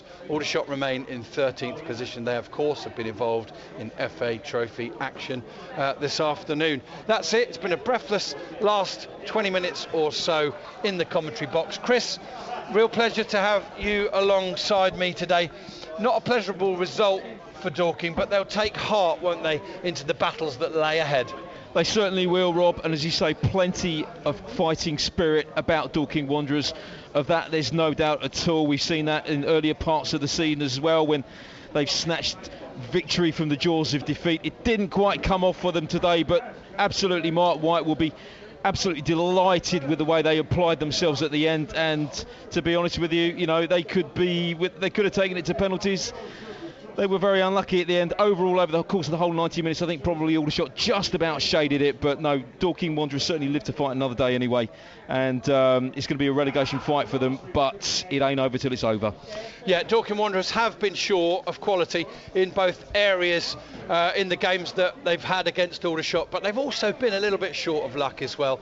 You need more than luck, of course, to win football matches, but we wish you, Chris, we wish Dorking, we wish Mark White and his men all the very best for the rest of the season. They've been a breath of fresh air in the National League, and long may they continue in it.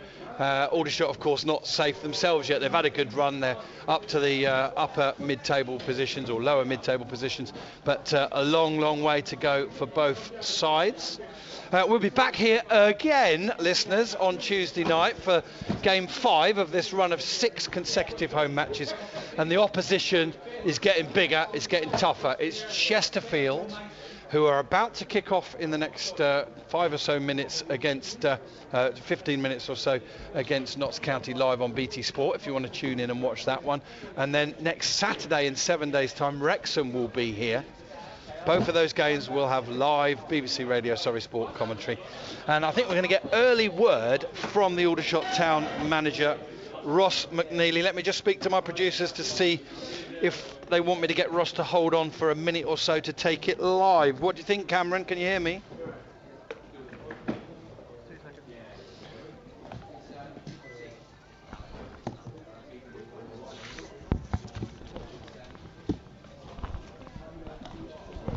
Go down if you want, or if you can do it on your phone, you might as well go down. Yeah. Just for the... Okay, that's fine, no problem. Our online listeners may catch the interview with Ross McNeely. He's coming up to join me very shortly.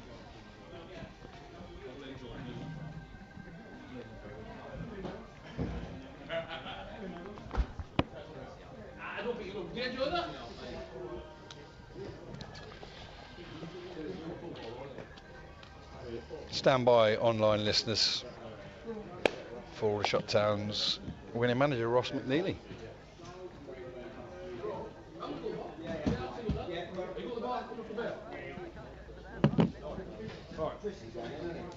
Yeah, we'll be, everyone will be. Thank you. Well done, mate. Right, we're live with our online listeners. I'm just going to record this as well. Belt and braces. Coming off a week Monday. I'm good. Ross McNeely, you're through to the last 8 of the FA Trophy. In truth, it could have been more comfortable, but 1-0 going into those dying minutes, and Dorking gave it absolutely everything, didn't they? Yeah, they did that. They really put it on us the last sort of 5-10 minutes. But I mean, they're going to, right? Certainly at 1-0, and I don't think we started the half particularly badly, and we created probably enough, certainly in wide areas, or certainly in close to the byline, to probably make it a bit more comfortable. But for 15 minutes we caught well, and I don't think it was the best game. I can't imagine it was the most exciting for the fans. I don't think we really got out of first gear, but they're like a good side. Like I said, they were very unlucky last 5-10 minutes, and you might feel a little bit for them, but they said they only came last 5 or 10, so yeah. In a tight game with very few goalmouth chances in the first half, you needed a bit of clinical finishing, and you got it from the big man who's waited a long time for his 6th goal of the season. Tyler Cordner signed an extended contract this week, and what a way to celebrate. Yeah, top player. Obviously he can score goals on set pieces, and he got that from an overlap and run, didn't he, and ended up in the box from across. Another goal scored from a wide area, which shows the sort of importance of it. But yeah, it was in the right place at the right time, and I thought Josh McCoy had, certainly first half, I thought it was excellent first half, so he was heavily involved in that goal as well. So yeah, I mean, really positive, nice to get through, and I think you play these games and I come away from it, and like went the last day at the FA Trophy, and we've won 3 games in the FA Trophy, so that in itself is great. We've kept a clean sheet against a side who can score. We've not conceded a goal against these, by the way, this season, and they score freely, so loads of positives to take, I think. Loads of positives to take. And at this point, as we speak live, and a lot of our online listeners are still with us, at this point Aldershot are the only side at home to progress so far. Maidenhead and Halifax is 0-0 and going possibly to penalties, but other than that, every away side has won. But as you say, the form now at home is starting to come together, Ross, and forget the competition, it's back-to-back home wins, and that must feel good. Yeah, it does. But I mean, we've spoke about it lots, haven't we? And we went into this run of 6 games, and we've played 4 of them. We won 2, drawn 1, lost 1, and the side we lost 2 were against a really good Boreham Wood side. So there's lots and lots of positives to take, and I think we're one of the highest ranked sides in this competition now, which is amazing to say. So yeah, let's see what the draw holds next week, and I think it's on Monday, isn't it? So maybe another home tie would be great, wouldn't it? And you won't have any opportunity to dwell on it, will you, Ross? Because we'll go one game at a time, of course, but you've got 2 very big clubs coming here in the next 7 days, starting with Chesterfield at home on Tuesday night. Yeah, massive games. I think since I've come in, this group's done really well at beating teams in and around them and below them, and I think one of the I've said to James, it'd be nice to have a bit of a scalp in the top 6. Like, that's probably something we haven't achieved yet. So or certainly be at least competitive and push them, albeit. So they're 2 of the better sides and probably one of the best teams that's ever played at this level. So I think we've got the players to push them, and we were playing today, and one of the hardest things about playing this trophy game is we don't really have that many players. Like, we've got 3 academy kids on the bench, and we don't have a big mix with all the cup ties, and obviously we had Corey and Classy both injured today as well. So it'd be interesting to see how we get on, but I'm sure we'll do well.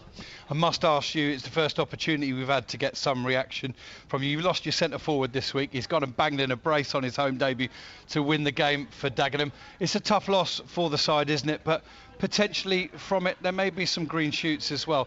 There may be some better news to come ahead. Yeah, I mean, you couldn't make it up, could you? He goes, and I mean, he's a good player, he's a good centre forward, and you're probably watching the game today and you can see I'm going to be honest, the hole he's left. He offers us, even though he doesn't necessarily win as many headers and link his play as well as probably he should, he's just a nuisance, and he makes people think a lot of things. So I've always said good luck to him and best wishes to him, and of course he is a great centre forward, and but like I've been quite candid, he's 33 in his 33rd year next year, and he has no loyalty to this football club, and he wanted to go and live near home, and that was his decision, and good luck to him. And Aldershot Town supporters should keep their ears posted for any news in the next week or so. There might be 1 or 2 coming in, if you have your way anyway. Yeah, I mean, there has to, right? We have to get a centre forward in and a centre forward or 2, and there's 1 or 2 we really want. I mean, it's a difficult one because you want to bring a centre forward in, but you want to bring the right one in, and we want to bring someone in long term. We don't want to just sort of like paper over the cracks. So we're keen to get a centre forward that's going to come here and be here not just for 3 months or 2 months, be here for maybe 18 months to maybe even a little bit longer. So that's our plan, and we want to get the right one. like I said, there's a couple that we're really interested in, and there's a few also on our radar. So hopefully next week we'll get something done. If it doesn't quite work, it'll certainly be the next week or two. Congratulations on today's victory, and we'll see you Tuesday. Thank you very much, Rob. Thank you.